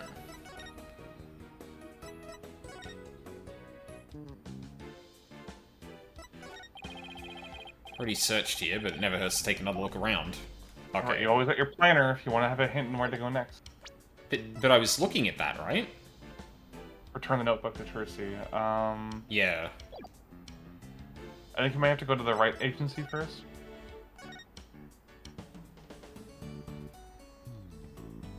Uh-oh. Back to the dressing room? Yeah. Ah, there we are. Okay. Maybe they expected you to investigate the stage before you went to grab the notebook. Potentially? Who knows? Oh no, Apollo has a contextual... Huh, okay. About all that's left to check out is that understage passage. I'll have to try to get one of the staff members to unlock the door. Hmm? Someone just came into the dressing room. That's probably... Oh, it's you people again. You came back. Huh? I saw you, you know. Oh, it's you, the bunny assistant from the show, right? What? Oh, yes, that's right. My name is Bonnie DeFam. I remember her talking to us earlier. In this exact room. Do we want to take this one again? Yeah, it's been a bit. Okay. Performing magic is like walking a tightrope. There's always an element of danger. One little mistake can even cost you your life, you know. Wonder if she'll make it across today. And what do you mean by that exactly? Oh, nothing. Now, if you'll excuse me. You said some pretty strange things then.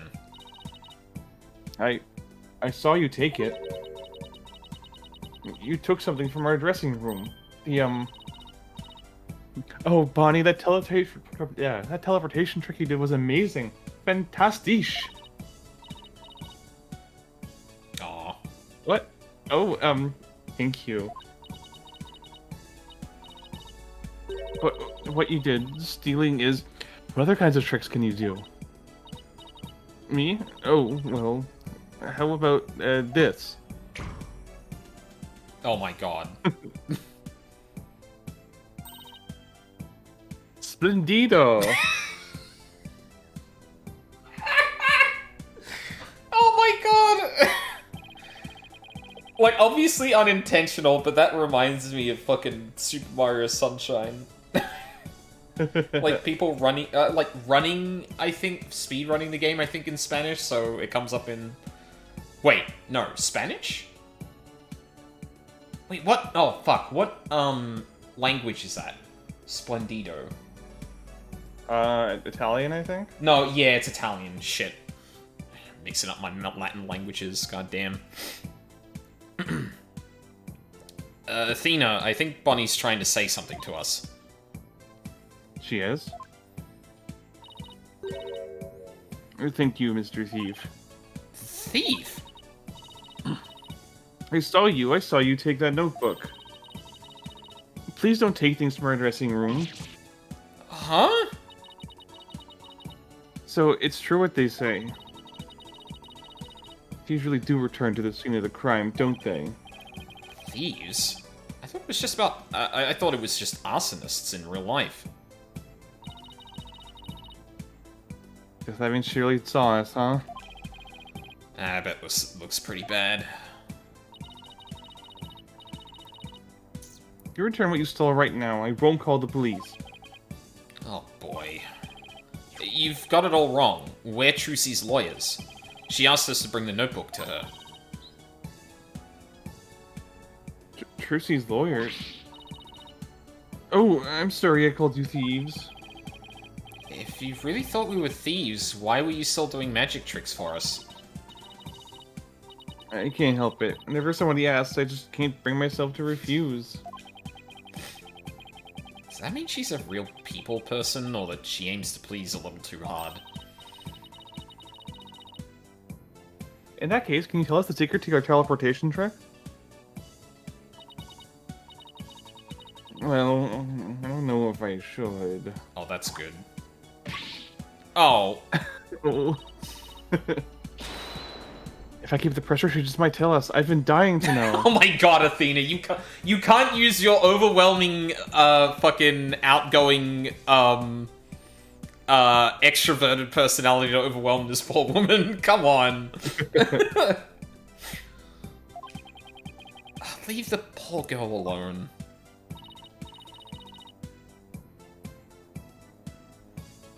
Are you investigating the case? Yes, that's right. I'm Trucy's biggest fan. I just love her to bits. I'll do anything to help her. We appreciate that.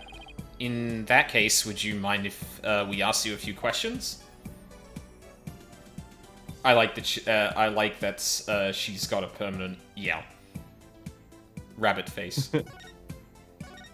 I don't know why I decided to give her this very nebbish voice, but I guess it fits with how much of a doormat she is. Yeah, I don't know why, but I was getting kind of droopy dog from that, if that makes sense. Like, Yeah. oh, okay, I guess I'll do a magic trick for you. You're a magician, right, Bonnie? Yeah, that's right. My specialties are teleportation and this little trick right here. More rabbit. Oh.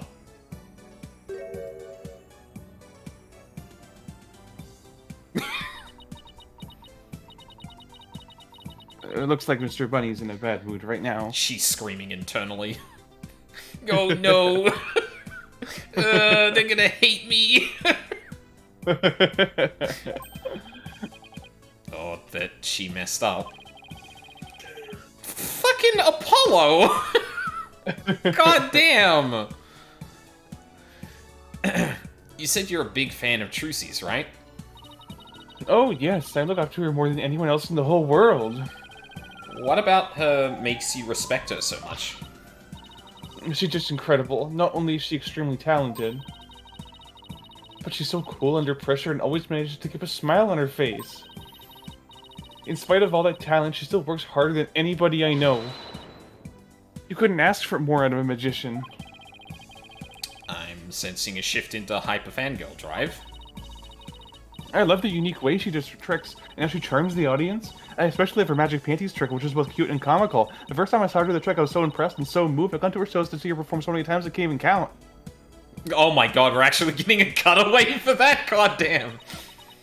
And that's why I think Trucy is top class. A real first-rate magician. I see. I think we have a pretty good idea of how much you adore her now. Oh, was I talking too much? I'm so sorry. Neurotypical person that I am, I can't comment on it, but I remember seeing, like, a post or something that's like, it might have been specifically autism, or it might be a bit more general, that's like, in a room with talking to a person who's neurotypical, oh god,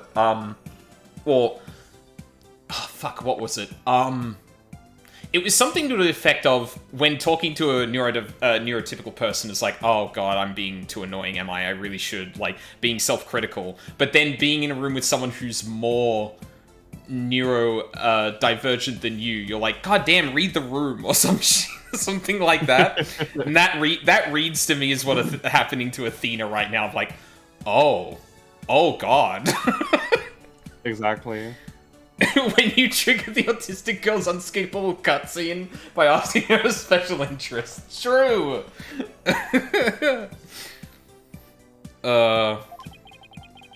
I better be careful about when and how I ask her about Trucy. Anyway, that's why I'll do anything. Anything at all to help Trucy. Oh, Mr. Lawyer, you just have to prove her innocence. Don't worry, I plan to do just that. I wish Trucy could see that she has people like Bonnie in her corner rooting for her. The show. You were in the magic show, right? That's right. I take it you saw my teleportation trick? Yes, it was just wonderful. You moved from one place to another in the blink of an eye. I admit, it was pretty amazing. I have no idea how you transported yourself over such a distance in just a split second. It must be so fun to be able to do a trick like that. Teleportation looks so cool. I wonder how she did pull that off.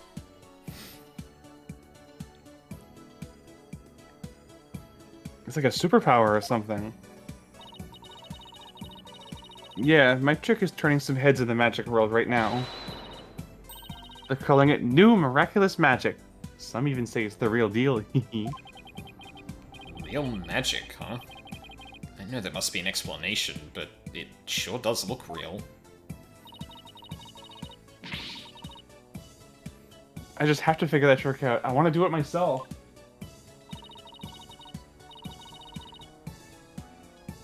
Oh, you'll never figure it out. I always perform it perfectly.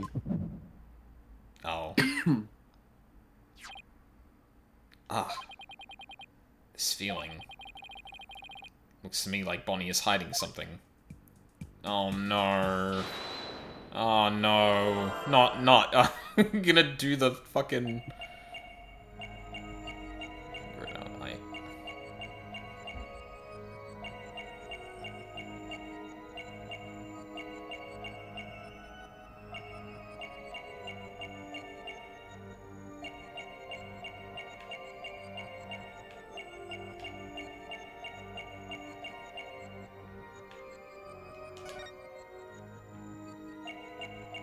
I do kind of wish you could speed this up just a bit.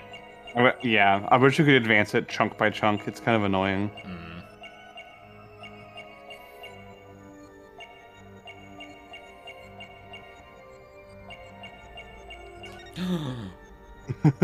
What the f- Gotcha!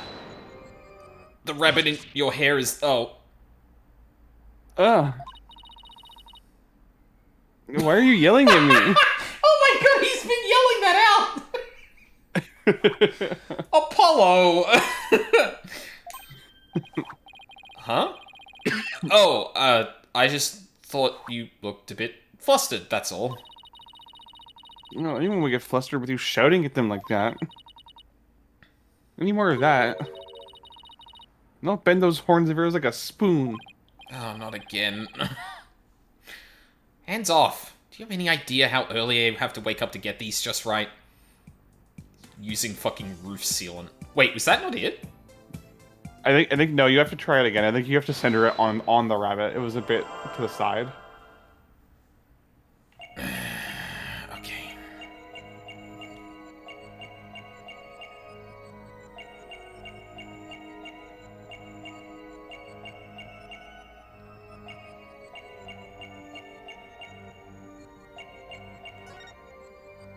Gotcha. Okay, weird. Bonnie, when you said perform it perfectly, your right hand would tremble and move your hat a tiny bit. I even caught a glimpse of the little rabbit hiding underneath. Oh. Did you really perform the teleportation trick perfectly this time? Of course, I definitely got that part right. What do you mean, that part? Oops. Wait a minute. Are you saying that you... picked the wrong career? God! Didn't switch the swords? Oh no. Did you maybe make a mistake during the switching of the swords? I wasn't involved with that part, so how could I make a mistake? Oh. Not even I could mess it up if I was simply watching. If you were simply watching? Oh, I never make any mistakes under any circumstances. That's what I meant. She seemed pretty flustered just now. I bet she did make a mistake somewhere. Messed up Trucy's escape? You might have performed the teleportation trick flawlessly, but what about Trucy's escape trick after that? Did you make some kind of mistake during that? Oh, well... Well, did you? You see... Did you, or didn't you? Oh... I did. You're absolutely right, Mr. Lawyer. I made a mistake during Trucy's escape trick. I'm sorry I lied. Whew. I feel like I just pulled off a magic trick of my own, just trying to get that out of her.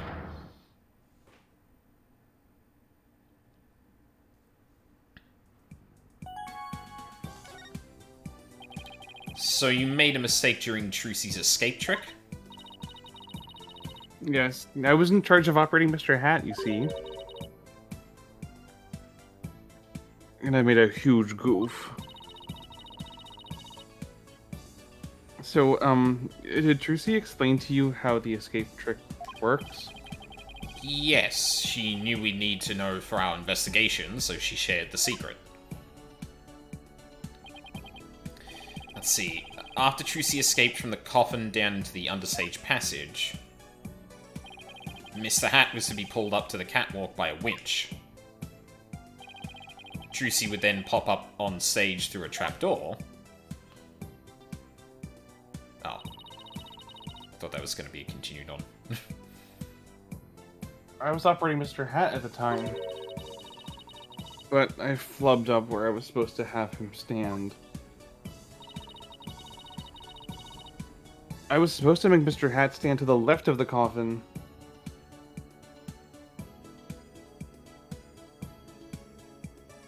Oh? But I messed up and had him stand to the right by accident. Did Trucy adjust? How did that still go without a hitch then? That matches up with what we saw during the show.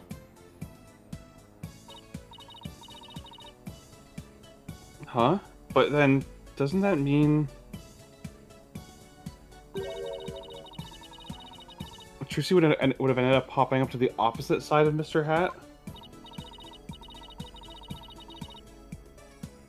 Yeah, she would have if she hadn't done some quick thinking on her feet. She managed to pop up on the right-hand side of the coffin for me.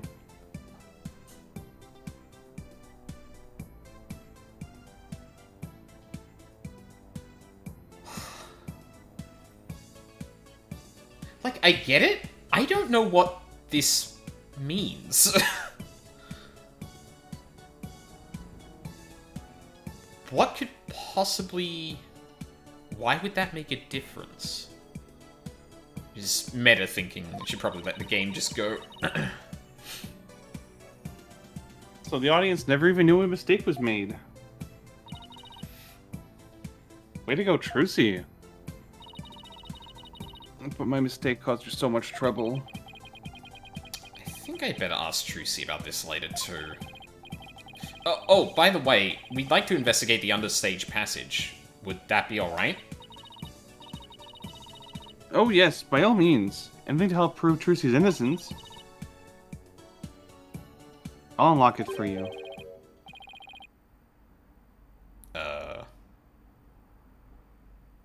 Hey, there you are. You got a minute?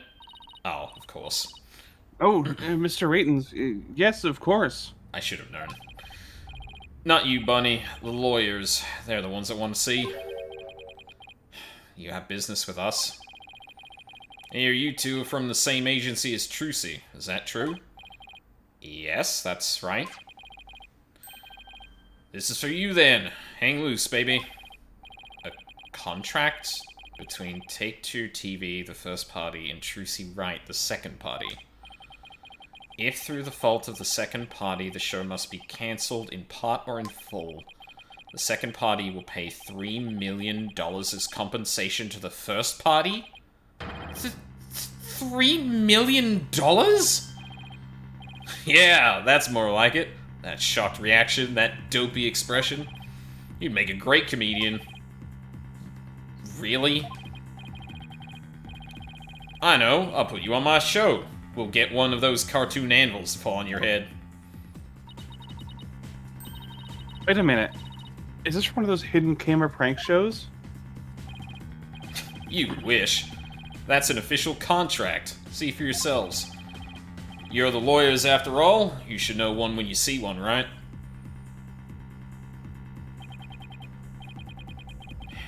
He's right. It's all signed and everything. You better make sure your agency pays what Trucy owes me, in full. Are you kidding me? The Write Anything agency doesn't have that kind of money. And I guess you're gonna have to go fishing for some. I can see it now. Craziest catch, Legend of the Seasick Lawyers. Fishing on the high seas? No thanks. I can't even swim. Objection! What kind of ridiculous, low-down, unfair, one-sided contract is this? Hey now, there's nothing ridiculous here. It's all perfectly legit. I don't believe you for a second, sir. It's got her signature on it, see? Are You rat fuck. My boys have got to see the stupid look on your faces. It's priceless. And post. I'm getting responses already. It's gonna go viral. Oh, how could he? Bye-bye, reputation.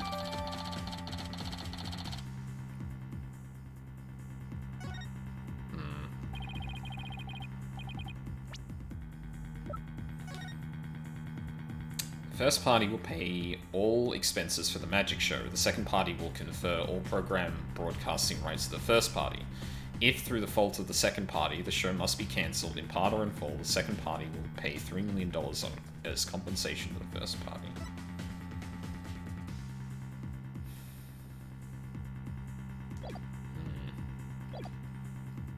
You ain't seen nothing yet, baby. I'm gonna drive Troop Gramarye and everybody associated with it into the ground. Serves you right for getting involved with the Gramarys.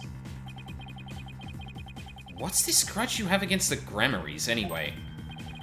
Huh? What are you talking about? Stress is making you paranoid, champ. Come on, Bonnie. We have more filming to do. Oh, yes, sir. Excuse me, Mr. Lawyer. Oh, and I'll unlock the door to the understage passage for you. Later, lawyers. Hang loose, baby.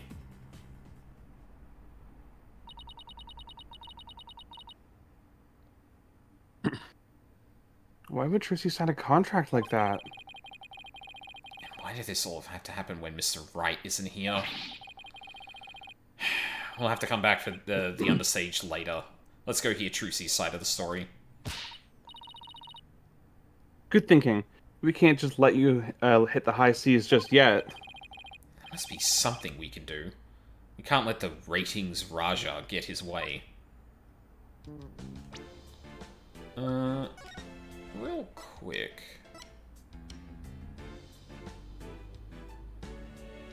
Second party. Okay. Yeah. Alright. Now we should be able to go. Yep.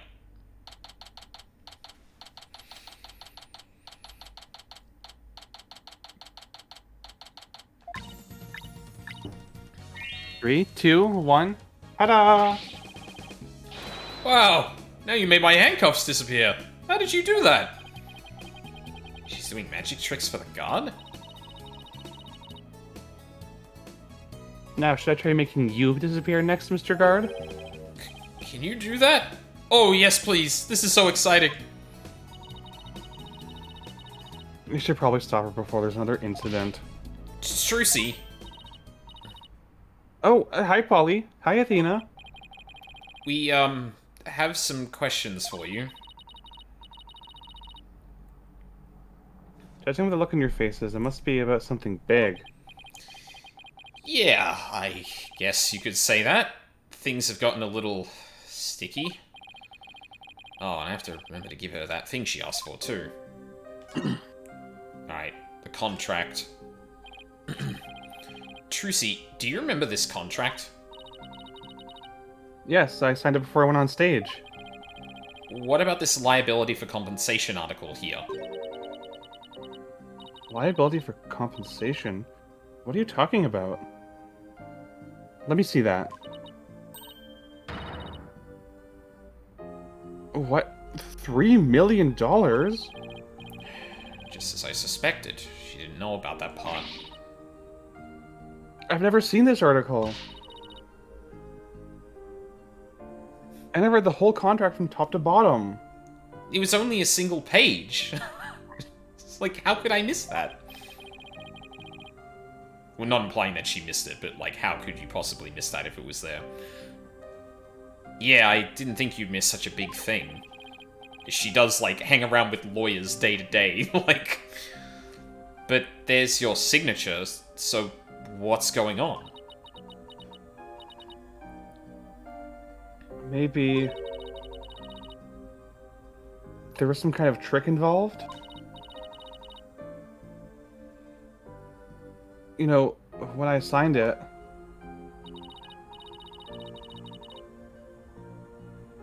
In other words, you think there might have been foul play afoot? I'm willing to bet that the ratings Raja is the one behind it. Bonnie's mistake.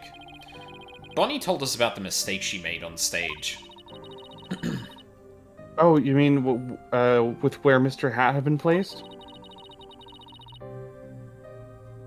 Even I was at a loss about what to do for a second there. So how did you fix the problem? Well, I was down in the understage passage when I found out. I had to work my butt off to fix it, let me tell you.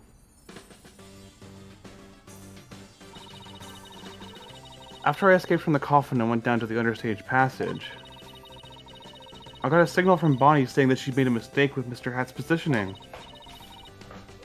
No joke, I was freaking out.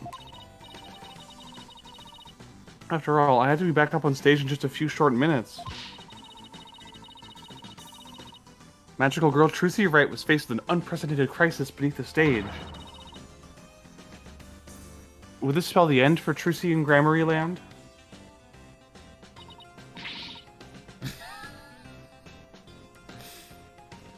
And then what happened? Athena's totally hooked.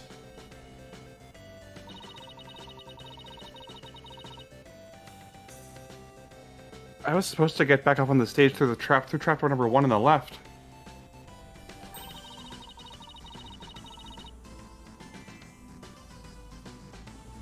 She's using a platform that can be raised and lowered called a stage lift.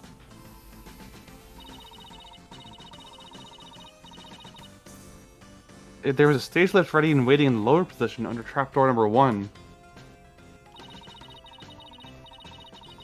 But Mr. had been placed on the right above trapdoor number 2 by mistake. There was already another stage lift under trapdoor number 2, but it was in the raised position since we hadn't planned on using it. Okay, so how did you get back up onto the stage? Why? Through brute strength.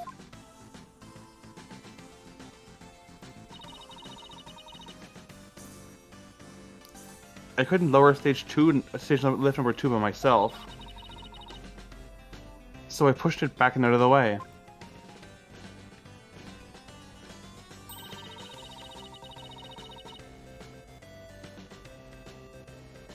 Then I moved the lower stage lift number 1 into place under trapdoor number 2.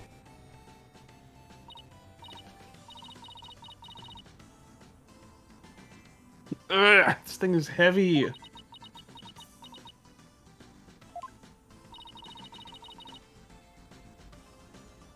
I wish I could have just moved it with magic. Unfortunately, my magic is useless under the stage.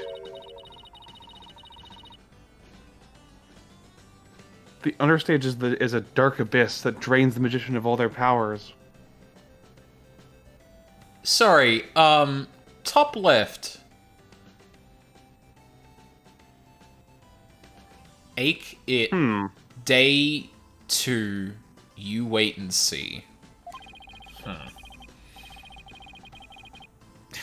I can see why it's called the Abyss. I never knew it could take so much out of you. I probably should have put a little bit of sarcasm in that, actually.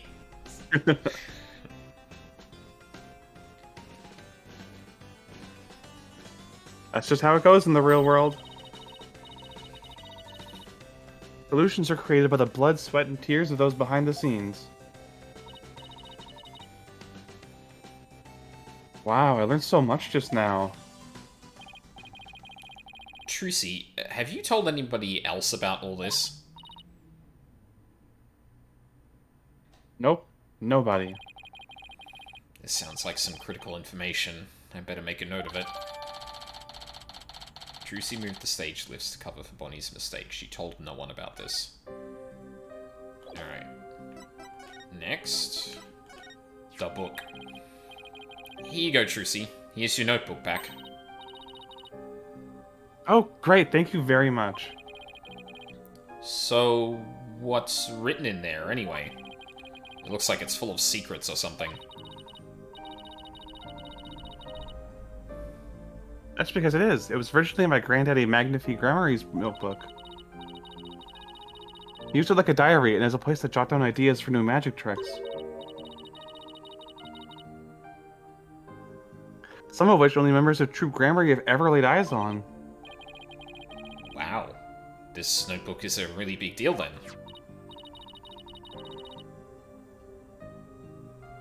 Yes, that's why it's always kept under lock and key. I bet a magician would do just about anything to get their hands on that notebook. And we found it mixed in with Mr. Rias's belongings. Could he really have been trying to steal it? The Troop Grammary Creed is also written inside. A true entertaining always keeps a smile on their face. That creed was passed down to me from my daddy, and his daddy passed it down to him. It's true that Trucy always keeps a smile on her face. I guess it's due in part to her family creed.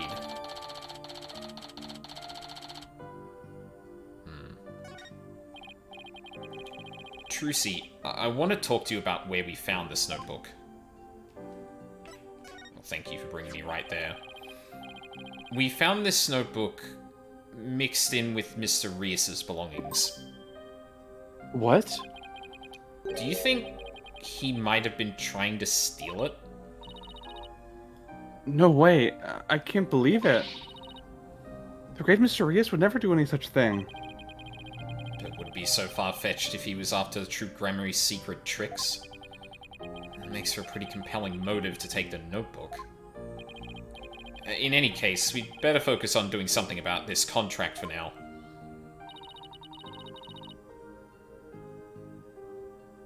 Trucy signed it in her dressing room, right? Then we better do a little more investigating there.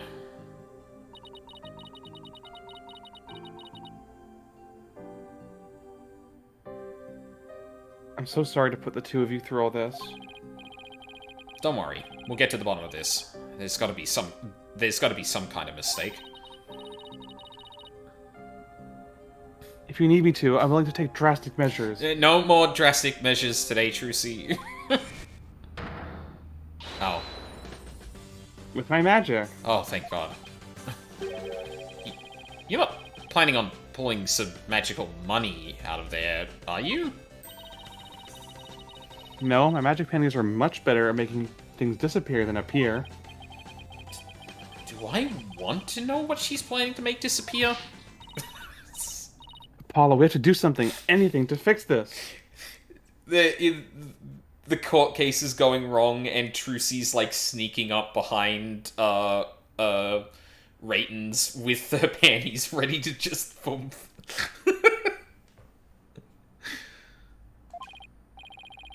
I agree. Let's check out the dressing room again, for starters. Okay. We should finally check out the understage passage, too. This is a long investigation, Jesus. It is. The Abyss? You'll have to go through the backstage area. Be careful down there. Be careful of what? Oh, you know. The Abyss. What? What?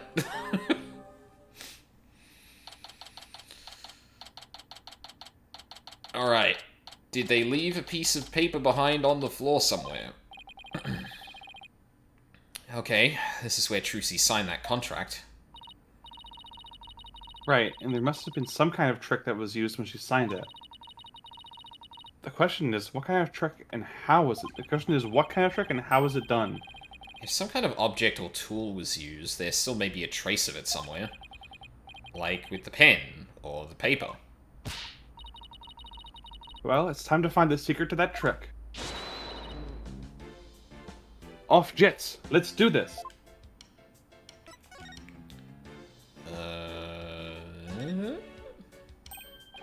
Huh? Hey, take a look at this clipboard.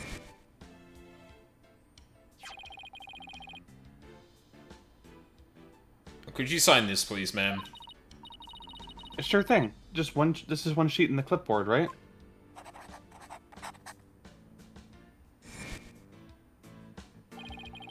Isn't this the clipboard Trucy used when she signed the contract? think you're right. Let's give it the once over.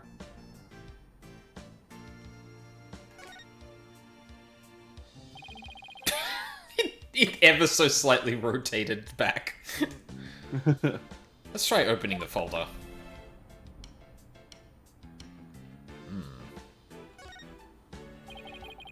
This part here holds papers in place. Does this clip have something to do with how they conned her? Ow, it bit me! Only you could get hurt by a clipboard, Athena. I don't know. Apollo, have you played Disco Elysium? It looks like a screw. I guess that means the clipboard can be taken apart. I can't loosen this one without a screwdriver. Oh, okay. Oh. Oh, that? Huh. Hey, this screw... It's different from the others. Not only that, but... I think it's loose. Look, I can move it. Are you sure you should be fooling it with it like that, Apollo? Whoa, it came right out. See? I tried to tell you, but would you listen? No. Hmm? Hey, take a look through the hole, Athena. I think there's something back there. Oh wow, you're right. What is that? I mean, I don't have a screwdriver. Am I not able to... It's just a screw. That observation won't get you any laughs. What? Do I have to make... What? Do I have to make, make with the funny all the time? Fuck, I was not expecting that to be the phrase he was using. This screw won't budge. I don't think even your crazy strength could budge it. Crazy strength? What kind of thing is that to say, tell a delicate young lady? I don't see you denying it either. Okay. How do we... Oh. Huh. Hey, look. The back panel is loose. I think I could take it off. Got it. You're just breaking things left and right today, aren't you? Look! There's something inside. Is that ink paper? What is this black sheet of... I want to say paper? Oh, I know. It's carbon paper. Oh, right. You put it between two pieces of paper and it copies what you write on the bottom one. Piece of shit. So when Trucy signed the contract, there was actually another contract underneath? And her signature on the top contract got copied onto the hidden contract. So that's how Trucy was conned. Oh my god, music. This is that ratings Raja's doing. I just know it. How dare he? Gotta hand it to him, though. Under no circumstances have you got to hand it to Mr. Ratings. Couldn't have been easy fooling Trucy. That girl's no slouch. Yeah, but I bet if we can use this clipboard as evidence if we ever take this to trial. Clipboard used by Trucy to sign her contract. It was also instrumental in the Ratings, Raja's dishonest dealings.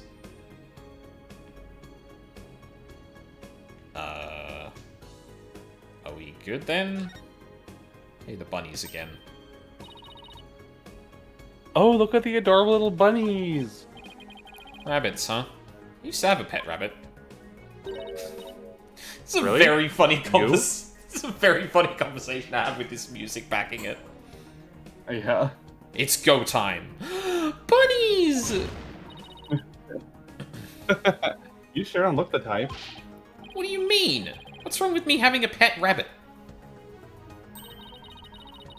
Aren't people who have rabbits as pets usually like the quiet, sensitive type? Well, pardon me for being so loud and insensitive. There's a Apollo on T joke in here somewhere, but I can't really get it. I'm assuming we were done there, but Yeah, thank you, thank you, newest girl.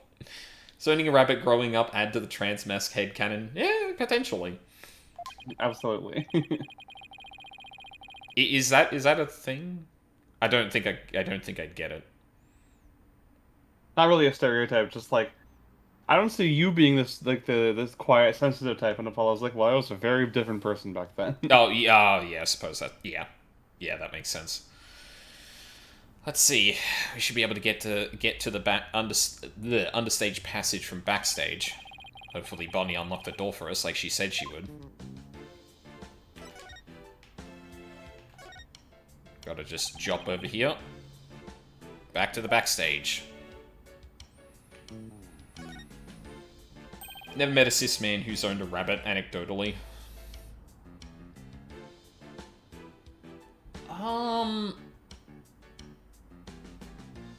I may have known one, maybe, but, like, probably primary school, and I don't remember who it was. The door's unlocked. Thank you, Bonnie. Well, Athena, here we go.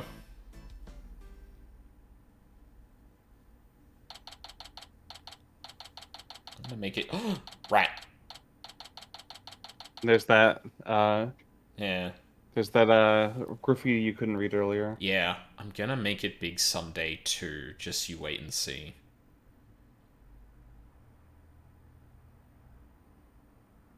It's a lot more innocuous than I was expecting. But then again, we were also talking about something that was shining in the dark, too. So, like, is this a two milkmen go comedy or something situation? Oh my god, the rat's back. It sure is dark and dusty down here.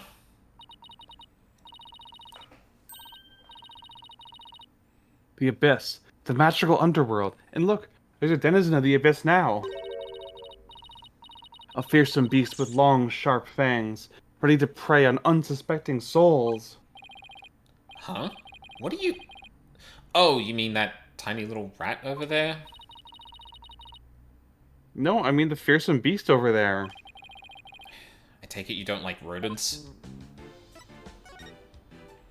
Hey, what's that? I'm gonna make it big someday too, just you wait and see. Oh, sorry, that was Athena. Whoops. It's all good. What's all that about? My guess is... it's the soulful cry of some poor assistant made to toil here in the darkness.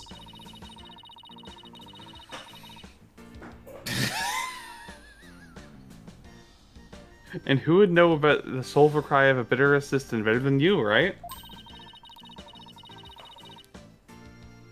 You really understand the writer's feelings of despair and frustration. Sadly, yes. Yes, I do.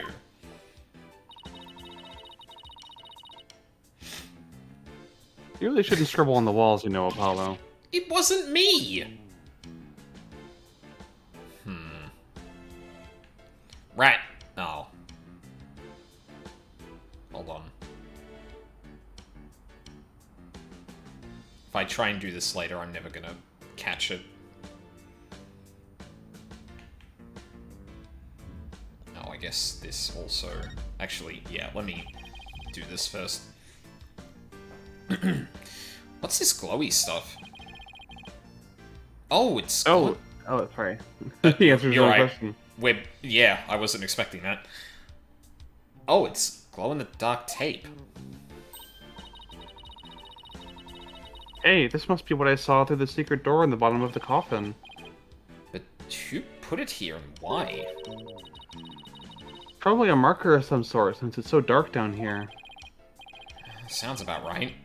Maybe it's meant to mark which ladder to climb?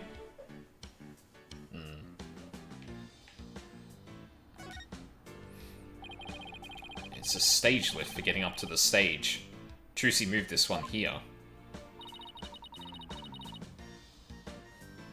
I guess it used to be where the yellow tape was. How in the world did she manage to move this huge thing? Oh, excuse me. It couldn't have been easy for her. She's pretty petite. But I bet it'd be easy for you. what are you implying? That's a chump. You're looking up microaggressions later. Fucking hell.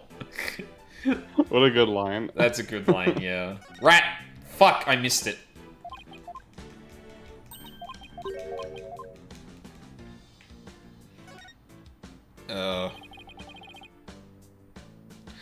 Yeah, the whole headcanoning that she's actually, like, pretty tall also makes that even funnier. Yeah. This ladder goes up to the ceiling, so I guess it leads to one of the trapdoors on the stage.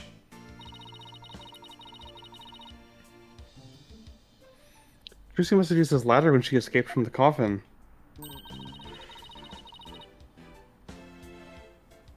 Why don't you climb up there and see if I'm correct? It's not so high. You'll be fine, right? Oh, no, that's... Oh, that's Tina still. Oh my god. It's not so high. You'll be fine, right? We're really messing that up today. I mean, it's mostly been me. Huh? Why me?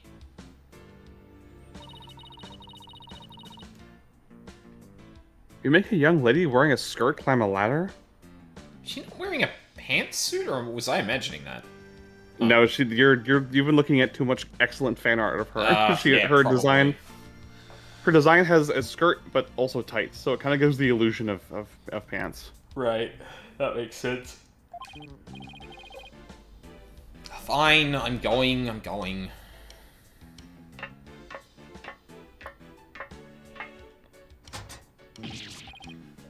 Ah! The lights! It burns!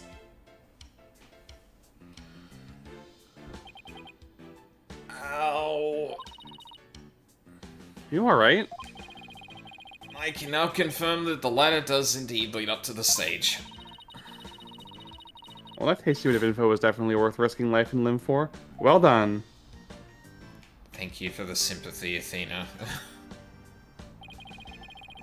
It's a stage lift for getting up to the stage. Looks like the crank lowers the platform. But Trucy said it's impossible for one person to do it alone. That sounds like a challenge. Now I want to try it.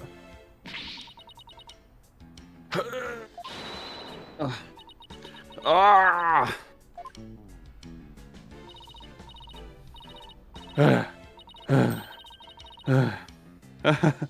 It's probably just broken. Or you could just take people at their word. If I'm reading this room right, this must be stage lift. This must be the stage lift Trucy moved during the show. Originally, it was there where stage lift 1 is now. Stage lift Trucy had to move out of the way during the show since it was already all the way up.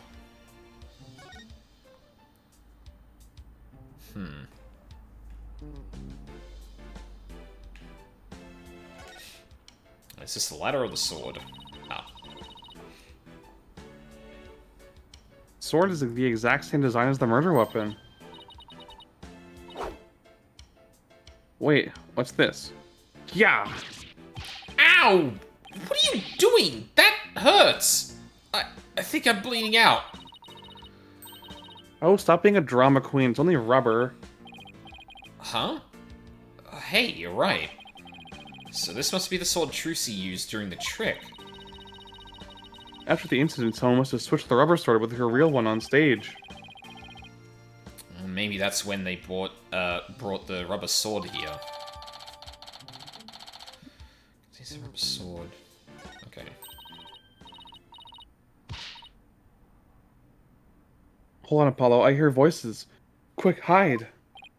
Huh? Ow! Quit shoving! Hurry up and get down there. Yow! My arm doesn't bend that way. Oh. What the heck, Athena? Shh, look.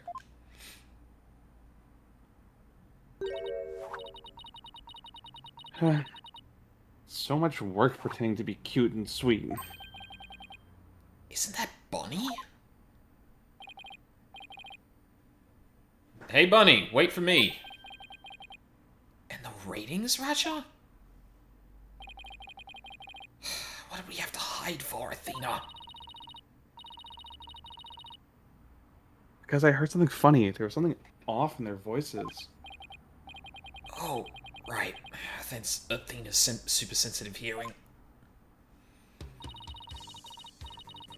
Those lawyers are poking around, trying to stir up trouble. Should I be worried? Relax. I didn't say anything to the police, and oh fuck, I lost the voice. I didn't say anything to the police, and I won't say anything to them either. Well, either. You better not. You're gonna get it. Pow! Right in the kisser. Right in the kisser. What the? Is it just me, or does Bonnie seem kind of different from before? Apollo, shush. I'm sick and tired of this whole investigation. All I want is Trucy's head on a platter. Leave everything to me, babe. Don't forget the power of mass media. TV can accomplish anything. I'll make sure Trucy gets much worse than a guilty verdict. I can't wait to see that girl crying and begging for Moisey. Thank you for saying that as Moisey. She's like an evil Bugs Bunny. Yeah. You really hate Trucy, don't you, Bunny? I hate her. I loathe her. I can't stand that Trucy, right? Just because she's a little good at magic, she thinks she's all that. So this is exactly what that sniveling brat deserves. Hey, what the heck? If you mess this up, you're gonna really be sorry. You hear me? I'll crush you flat with an anvil. Like a cockroach under my foot. Oh, oh my god. Oh, you cute little thing. You're so adorable when you're throwing fit. Ow, my foot. Oh, can't you take a joke? Come on, grab my things, we're leaving. Aw, lead the hippity-hopping... Lead the hippity-hopping way... Okay, right. Lead the hippity-hopping way, my little bun-bun. Yeah, same, Athena. Can we get out of this space now? What was that absolutely revolting scene all about? I guess the entertainment industry attracts all kinds of eccentrics. But that conversation set off every red flag in the book. You said it. I smell plot with a capital P-U. Raidens claims he was at the TV station at the time of the incident. And we saw Bonnie on stage ourselves. Hey, Apollo, I have an idea. Why don't we pay Take-Two TV a visit? We can check up on the ratings Raja's alibi while we're there. Sounds like a plan. Oh my god, we're still not done. Oh my god, no wonder this game is so long. Oh my god. Tackiest thing you've ever seen. Yeah, I'll say. Holy shit. I'm kind of impressed that they went to the... Like, oh my god, the way the staff is animated, like... I want to say they're flat textures being animated? I think so, yeah, just being distorted. Like if you turned the camera, they'd be flat, but they're moving around in 3D space, I think is what's happening. Well, actually, no, because that hand actually has, like... Oh, it could be a perspective trick still.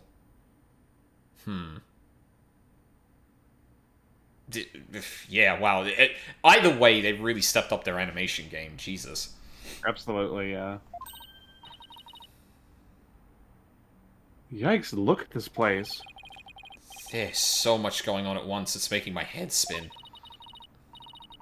Take a look up at that screen and listen to those hosts. Magical murder, live audience witnesses shocking skewering. 17-year-old magician Trucy Wright.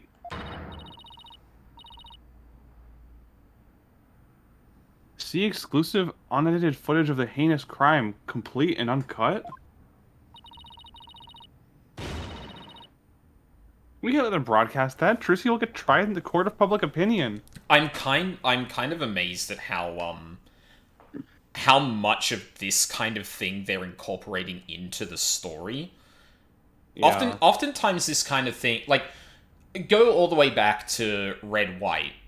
A lot of the, like, threat of, like, oh, you can't talk to this person about that, or I'll get you, and stuff like that, is very much, like, used as a thing to raise the stakes, but not something necessarily to be front and center.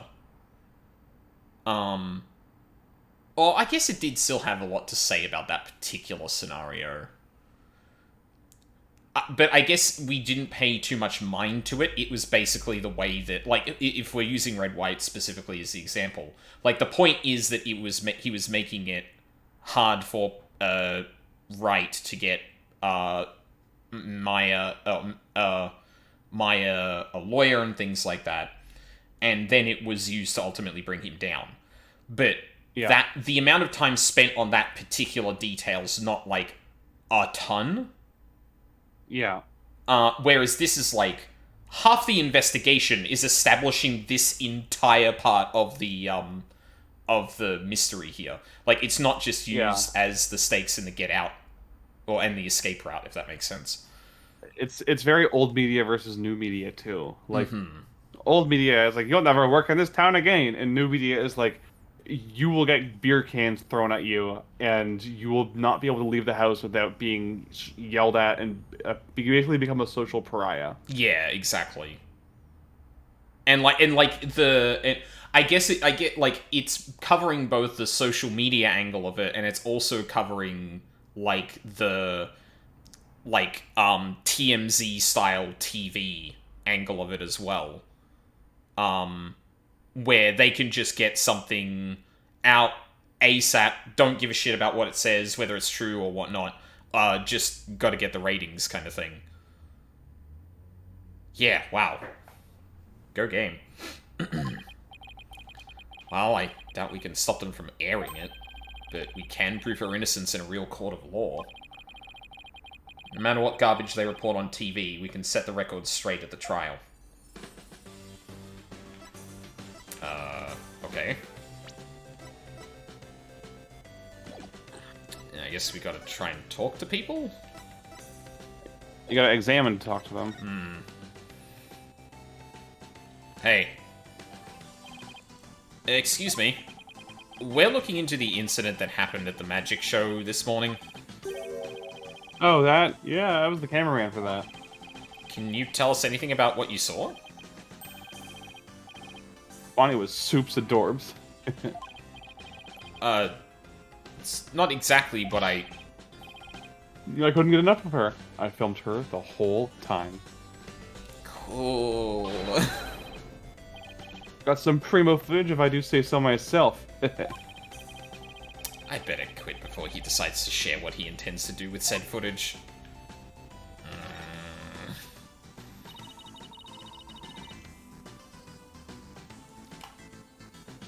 I wonder what that guy sitting down there is doing. Looks like he's reading that script he's holding.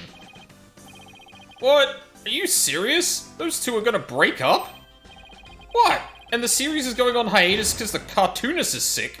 No way! I think he's reading a comic book he's hiding in his script. If you're gonna goof off on set, that's a pretty bold way to do it. I mean, he's just yelling it out to everyone. Pardon me, I know you're busy right now. What are you guys? Street? Street? Does that mean people off the street or something? We're Trucy Wright's lawyers. Oh, okay. Lawyers, got it. Well, what do you want? Must be really busy. He hasn't even looked this way. We're investigating the incident that occurred at the magic show this morning, and we heard that Roger Raytons was in charge of that program.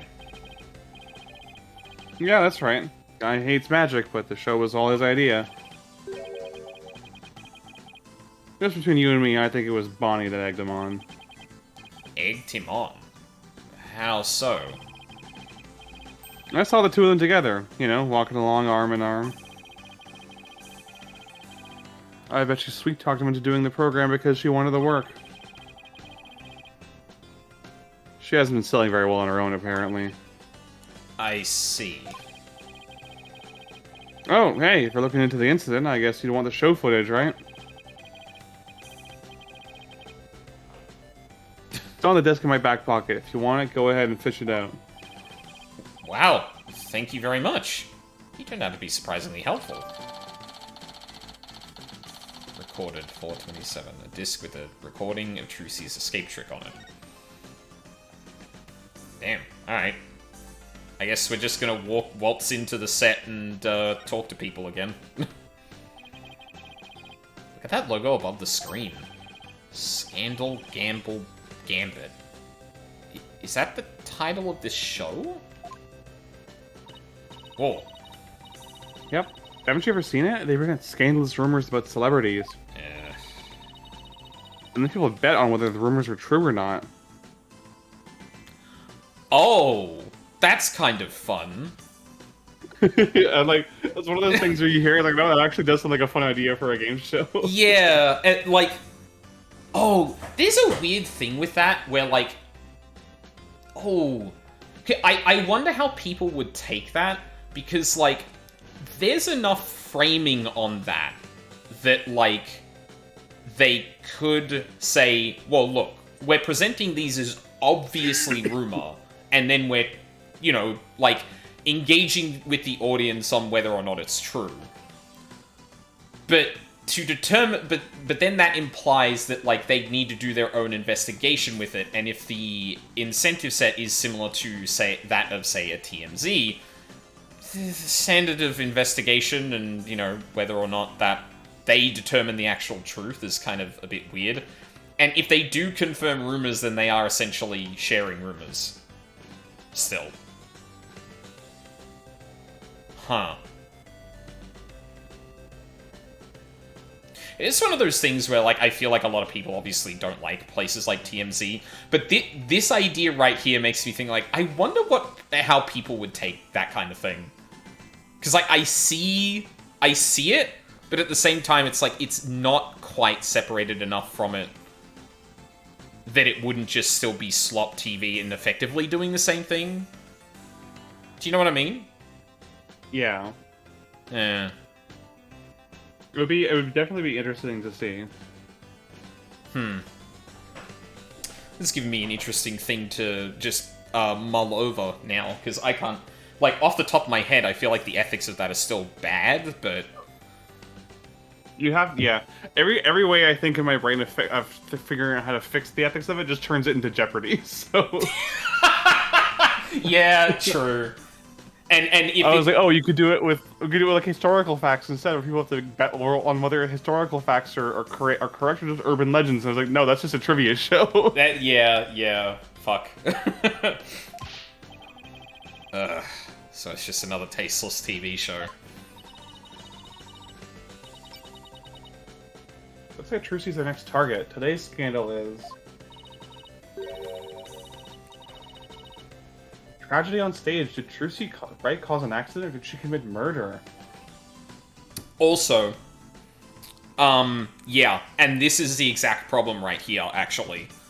Because they framed it as definitely caused by Trucy, but is it an accident or on purpose? Whereas that's not the only possibility. So there is still some editorializing and enough framing going on in that concept that it would still be shit. Or it's still prone to something like that, I guess. Yeah.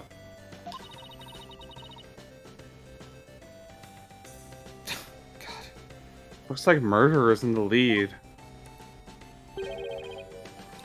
Well, I say neither. Then we'll have to create a third option tomorrow in court. Console. This must be a video production workstation of some sort.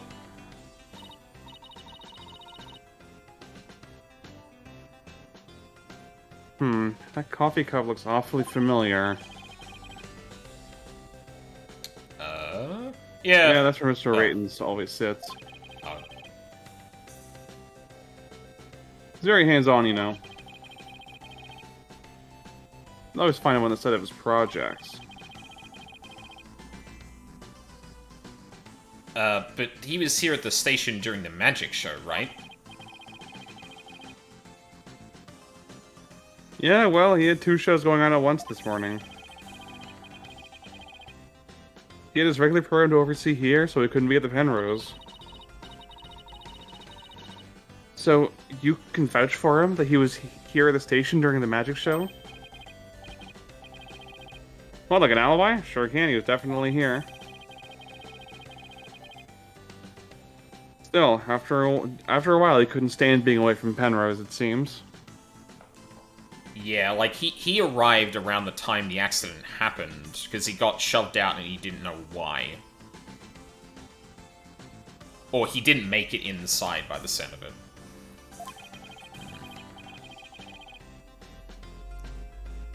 As soon as his part was over here, he took a taxi to the theater.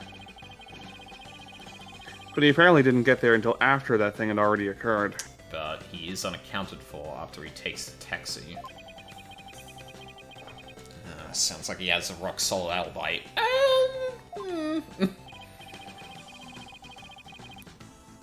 We didn't even get a time for that either, just the notion of an alibi. Well, I guess we got just about everything we can out of this place, except for, like, you know, an affidavit for the alibi.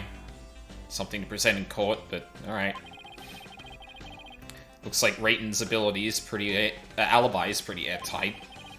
But if that's true, then who could have killed Mr. Rios? So we're pretty much done here. Should we go back to the office? We can get a snack and talk over our plan of attack. Sounds good to me. Hang on. Roulette wheel. A slot machine and roulette wheel, huh? They really went all in with the gambling theme. It looks like that slot machine really works. Always wanted to give gambling a try. Oh no.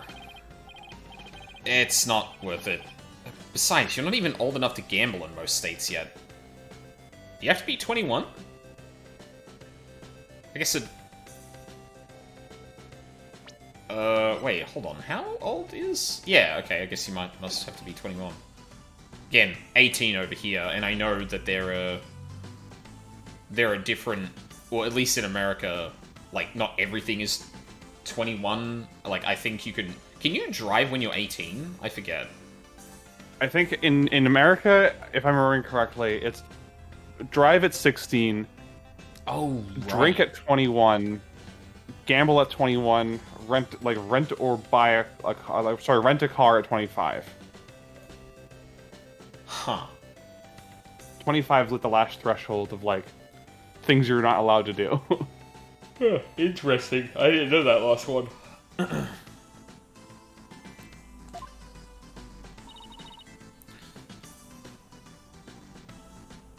That's alright. I get to experience it enough in court. You also fall off your parents' health insurance at 25. Got it. Guessing whether you win or lose the case on any given day. Thanks for the vote of confidence. Don't worry, Apollo. I only bet on winners and I haven't lost yet. It got shaky a few times, but, like, we still won. I haven't lost it yet.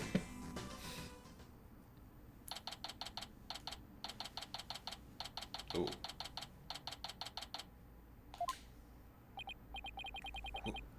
What in the world?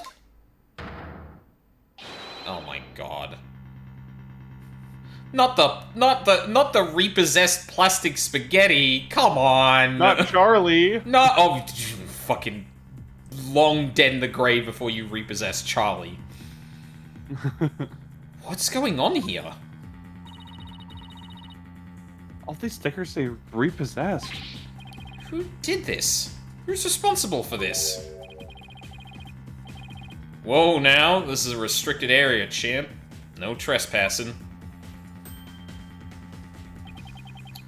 Fucking asshole. Trespassing? But this is our office. You're the one who's trespassing. Enough with the lip, boy. Don't tell me you forgot about your debt. What are you talking about? I'm just abiding by the contract. If the agency can't pay me, I have every right to seize its property. Am I right? Just like that? We haven't even had a chance to take this to trial. You're gonna be mad. Shouldn't Trucy be the one you're mad at? I told you. Serves you right for getting involved with those Grammarys. Why, you dirty, rotten... What are you going to do with all our stuff? Sell it, of course. Every last bit of it. That's why I'm seizing everything. And I'll take this little office of yours, too. Think you could just waltz in here and do whatever you want? Indeed I do. Unless you write whatever warehouse joker's got 3 million ready.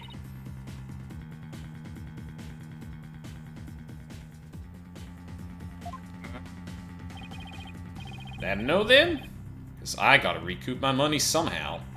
After all, the entire program went south because of Trucy. It's called liability for compensation, and and this infantile agency is a liable party. Why, you black-hearted... Hey, Apollo, what about the crooked clipboard? It's no good. We don't have any proof that Raytons was behind it. Darn. Yeah, you're gonna have to do better than that, folks. Looks like the famed Mr. Wright left behind nothing but incompetent noobs to run things.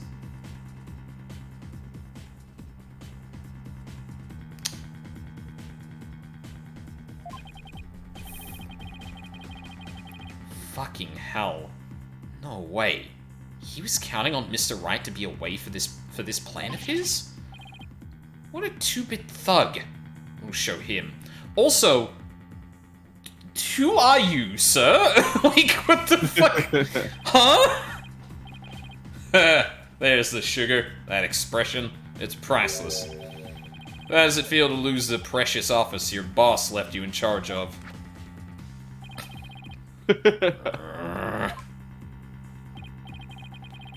Now, not to rub it in or anything, but I think you should. I think you should know where you stand right now. Oh man, what now? Here, have a gander.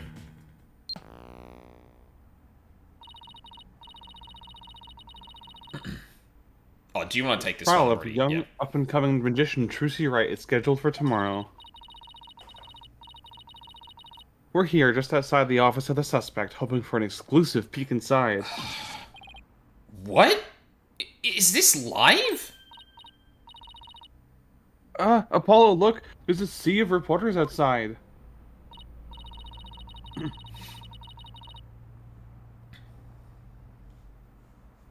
Oh, a questionable-looking pair are peeking out the window at this very moment.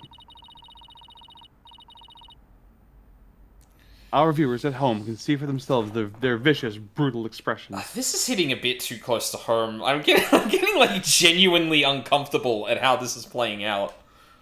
I know, right? Yellow journalism at its finest. What? Yellow journalism? It's like it's slang for like lowbrow, like tabloid journalism, essentially. Like specifically, it's sensationalist and like exaggerated reporting. Never heard that phrase before. It was so it's an American phrase. Yeah. In like Commonwealth countries, we pretty much just use tabloid instead, which is less used in the States. Interesting. I wonder where the phrase comes from. Like, why yellow? Because, like, my immediate thought is, like, oh, is it, like, on, like, not like shit paper or something like that. Yeah, that's basically the origin of it. It was printed on Originated cheaper from- paper so that because they would print it they would release several editions per day versus the more reputable papers, which could only print one high quality white paper per day. Right, yeah, that tracks. Huh, interesting. And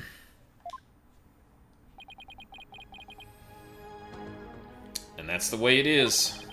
The majority of the public already thinks Trucy is guilty. They saw the whole thing happen with their own eyes during the show's live broadcast.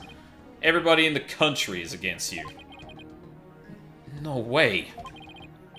No office, no allies. Are you sure you still want to represent that girl? Of course we do. We believe in her innocence. Go ahead, think what you want. It's a free country. Fucking slap your shit, motherfucker. Oh my god. Just know that you'll be the biggest losers in the end. In the meantime, feel free to keep on flopping around like the dying fish you are. Now then, you gotta be out of here by tomorrow. Take in this cozy little office tonight while you still can. Hang loose, baby. I can't believe we let Mr. Wright's office get placed under seizure. Of all the... This is just ridiculous. Oh no. Look out. Clear out. We don't want murderers here.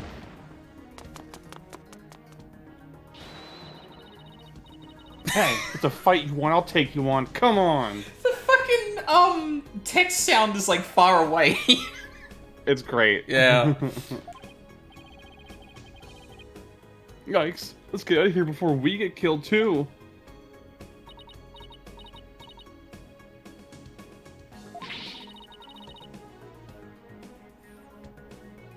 I can't believe this is happening. We have to do something to protect ourselves, and fast.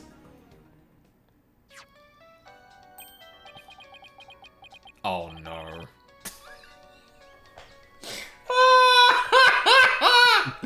Timing! Also, is that, The guitar serenade. Well, yeah, it's that. I meant the, keychain thing. Oh, yeah, it's Bum Rap Riney. Yeah. God, fucking hell, I almost said Miuna. Juniper's keychain. I'm just, you know, just, It's Mr. Wright. Apollo, I got your messages. How is she? Is Trucy okay? She's not crying, is she? Does she have a lawyer? Mr. Wright, it's all a giant mess. Poor Trucy. And the office... Our office... Apollo? Okay. We better both take a deep breath.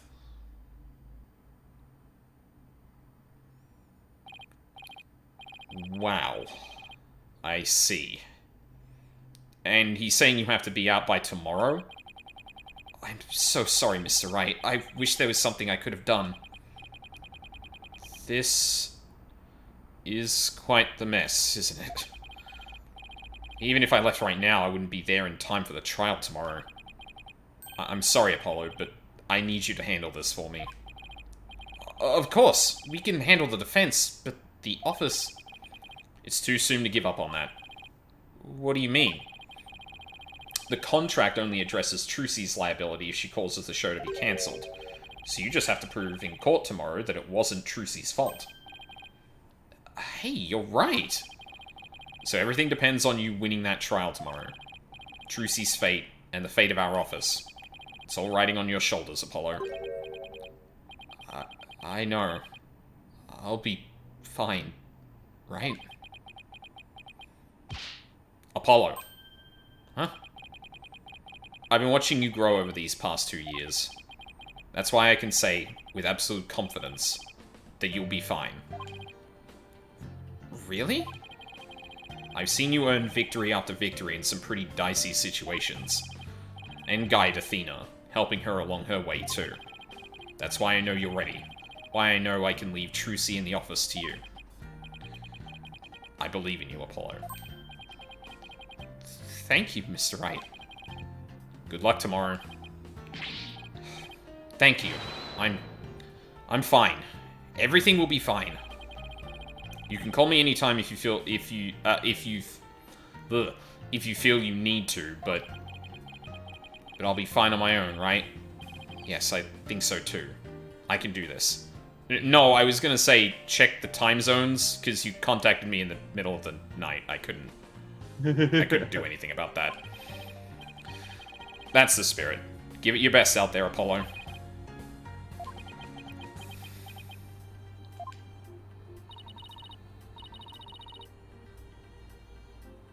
What is it, Apollo? What are you smiling about? Who, me? It's nothing. Mr. Wright believes in me. I can't let him down. We have to win this trial, Athena. Couldn't agree more. I'll do everything in my power to help you.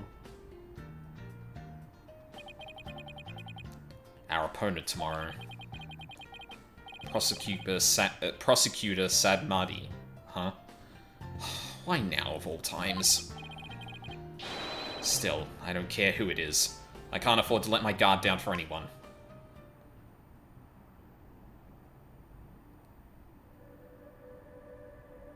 Oh my god. O restless, wandering soul of the dead.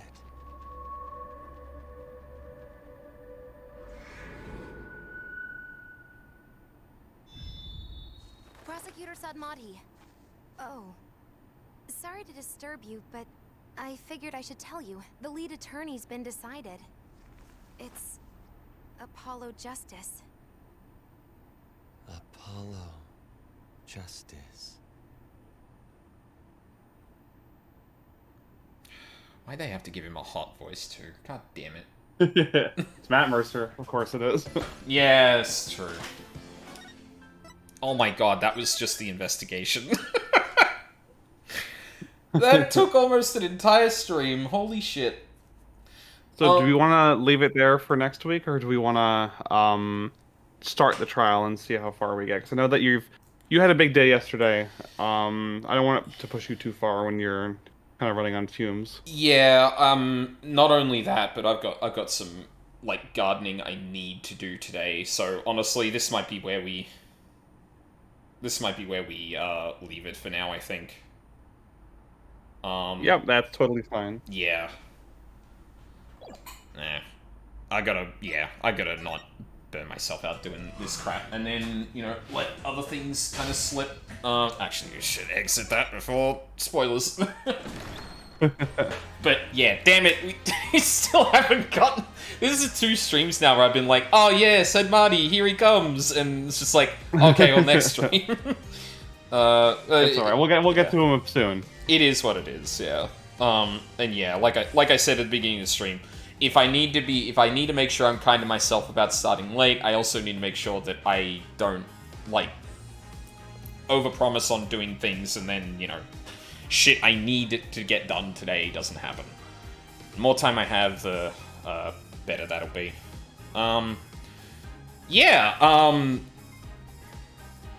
But yeah, even having said that, though, that was, a really dense 3 hours.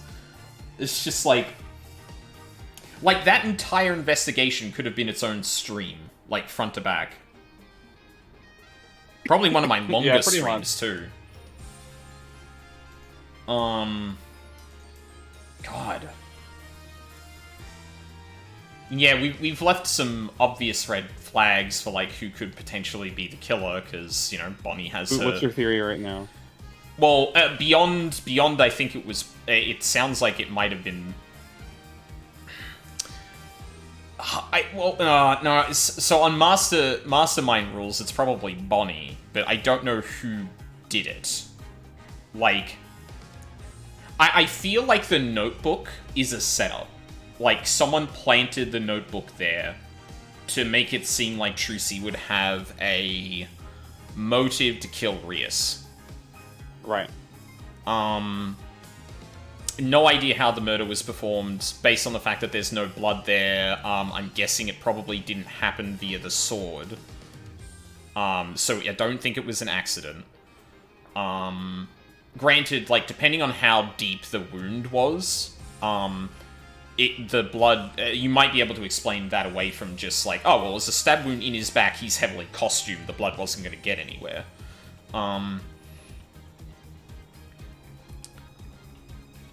Yeah, that's really all I got. Because we haven't started digging away at it, and these cases, as the series have gone on, has gotten more and more, like... The solution and what probably happened is further and further away from the starting point. Like, you get like, a similar amount of pieces, sometimes more, but the full picture actually involves far more than that. And a lot more of that is found in the trial, and then the subsequent investigation, and then the final trial. So, and given the length that this investigation was, and the length of the probably trials to come, I don't think I've got nearly all the pieces there. We haven't found, I don't think we have the actual murder weapon. We don't understand how the body was put in there and by who.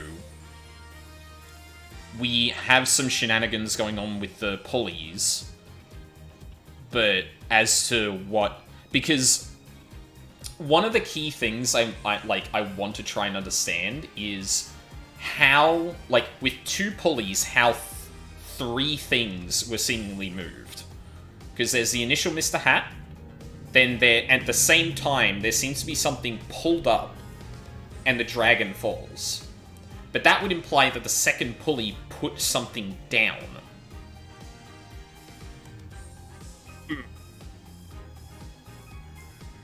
Then there's the whole hands situation. The left and right sides are interchangeable, but then the question is, like,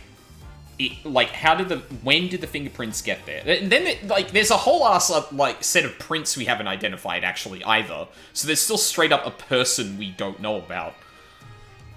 Yeah, there's just a lot of, I'm kind of in the situation I was at the end of last stream, where it's like, okay, we're starting to understand the case.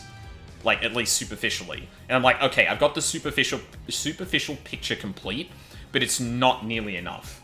Clearly Bonnie has a chip on her shoulder. She was obviously present when this was happening. We know Rias was alive during the show and must have been killed between Act 1 and Act 2. Or at least from what we've been presented. And, I also have to keep in mind we're dealing with magicians here, so, the thing I said kind of, offhandedly before about, oh, well, are we absolutely sure that's Rias?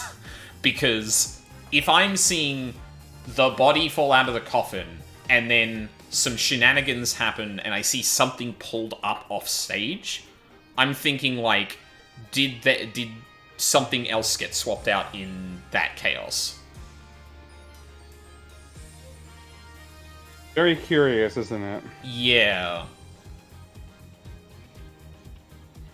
And it's typical, first investigation, first court room trial stuff, where, yeah, you don't have the complete picture as to what happened here. But there's at least enough evidence, I think, to suggest suggest a setup, but it's, tenuous at best. Until we actually argue it.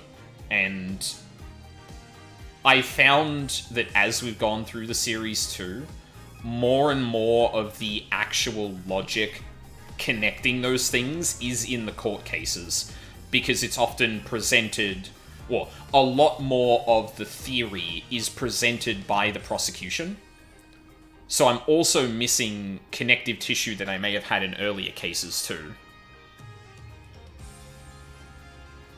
But, which is surprising, because then we did actually go into things like, well, he was stabbed in the back, so how does that make sense with the swords? And we actually, we got a prosecution counter-argument before the court case even started. So yeah. I don't have a solid theory. I think at the moment, I think he was dead before he emptied the coffin. That would make the most sense.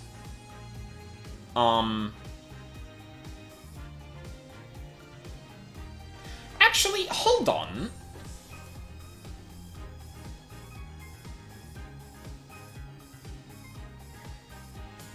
Because the camera pans away from the coffin as it opens. But, like, nobody would have mistaken Rias's body coming down from the rafters, surely. But if all we're going off is the footage, I don't know if... Yeah.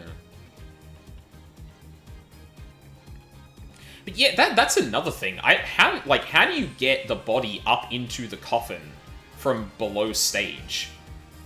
Because you would have to have done it in the time... Because Trucy comes out of the coffin and is, like, standing waiting to replace Mr. Hat. Which means you have to get the body in there in that time.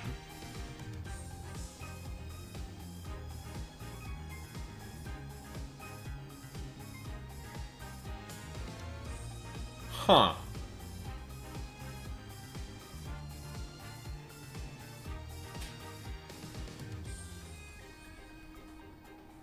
And I don't think... Interesting. Did we get any confirmation about,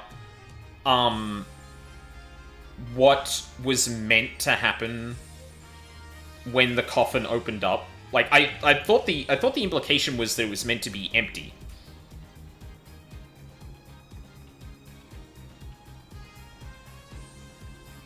I might be mistaken. Very curious.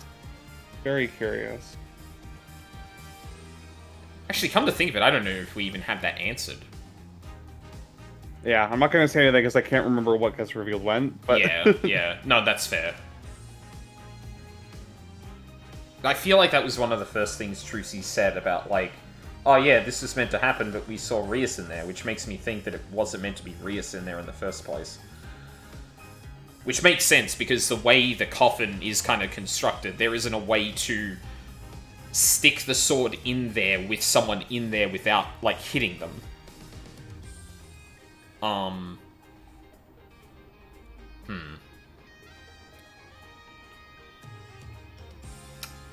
Interesting. That will have to wait until another weekend, though. So how are you looking for next weekend? Should be good. Next weekend we should be fine. The weekend after that might get a bit squiffy because it's Pride, so I'm definitely going to the Trans March on Friday night. I might be going to the Dyke March on Saturday night, but I'm not 100% sure. I don't have concrete plans for that yet, so I will keep you informed. Okay, sounds good. But yeah, should be good for next weekend then. So yeah, this week, trying to get through, making time for both Deltarune and Path of Exile probably means I'm not going to be streaming much during the week, so Clay Obscure, I may not stream it. We'll see. First week's pretty important for Path of Exile, and I've made the decision to not try and fight the third secret boss because it is a gigantic pain in my ass. Try and get through Chapter 4 to make sure I can't get spoiled on this stuff. So, yeah, I'm going to try and prioritize time for that, which probably means, yeah, Clay Obscure. Well, we'll see on Friday night. I can make some time for Friday night, I think, to do that, assuming nothing comes up. Oh, actually, hold on. Did we do that next weekend or the weekend after? I'm pretty sure I've got a family... Someone in my family's birthday is soon, but it's, like, directly in between the two weekends. We might do something during the week. I'll have to keep an eye on that. But next weekend, I'm going to continue playing Signalis. Like I've said a couple of times, the survival horror stuff might get a little annoying gameplay-wise, but like everything else about that game is my shit. you know, a little bit on the nose in some cases, where it's like, hey, look at this book of the King in Yellow, and then the troubles happen. But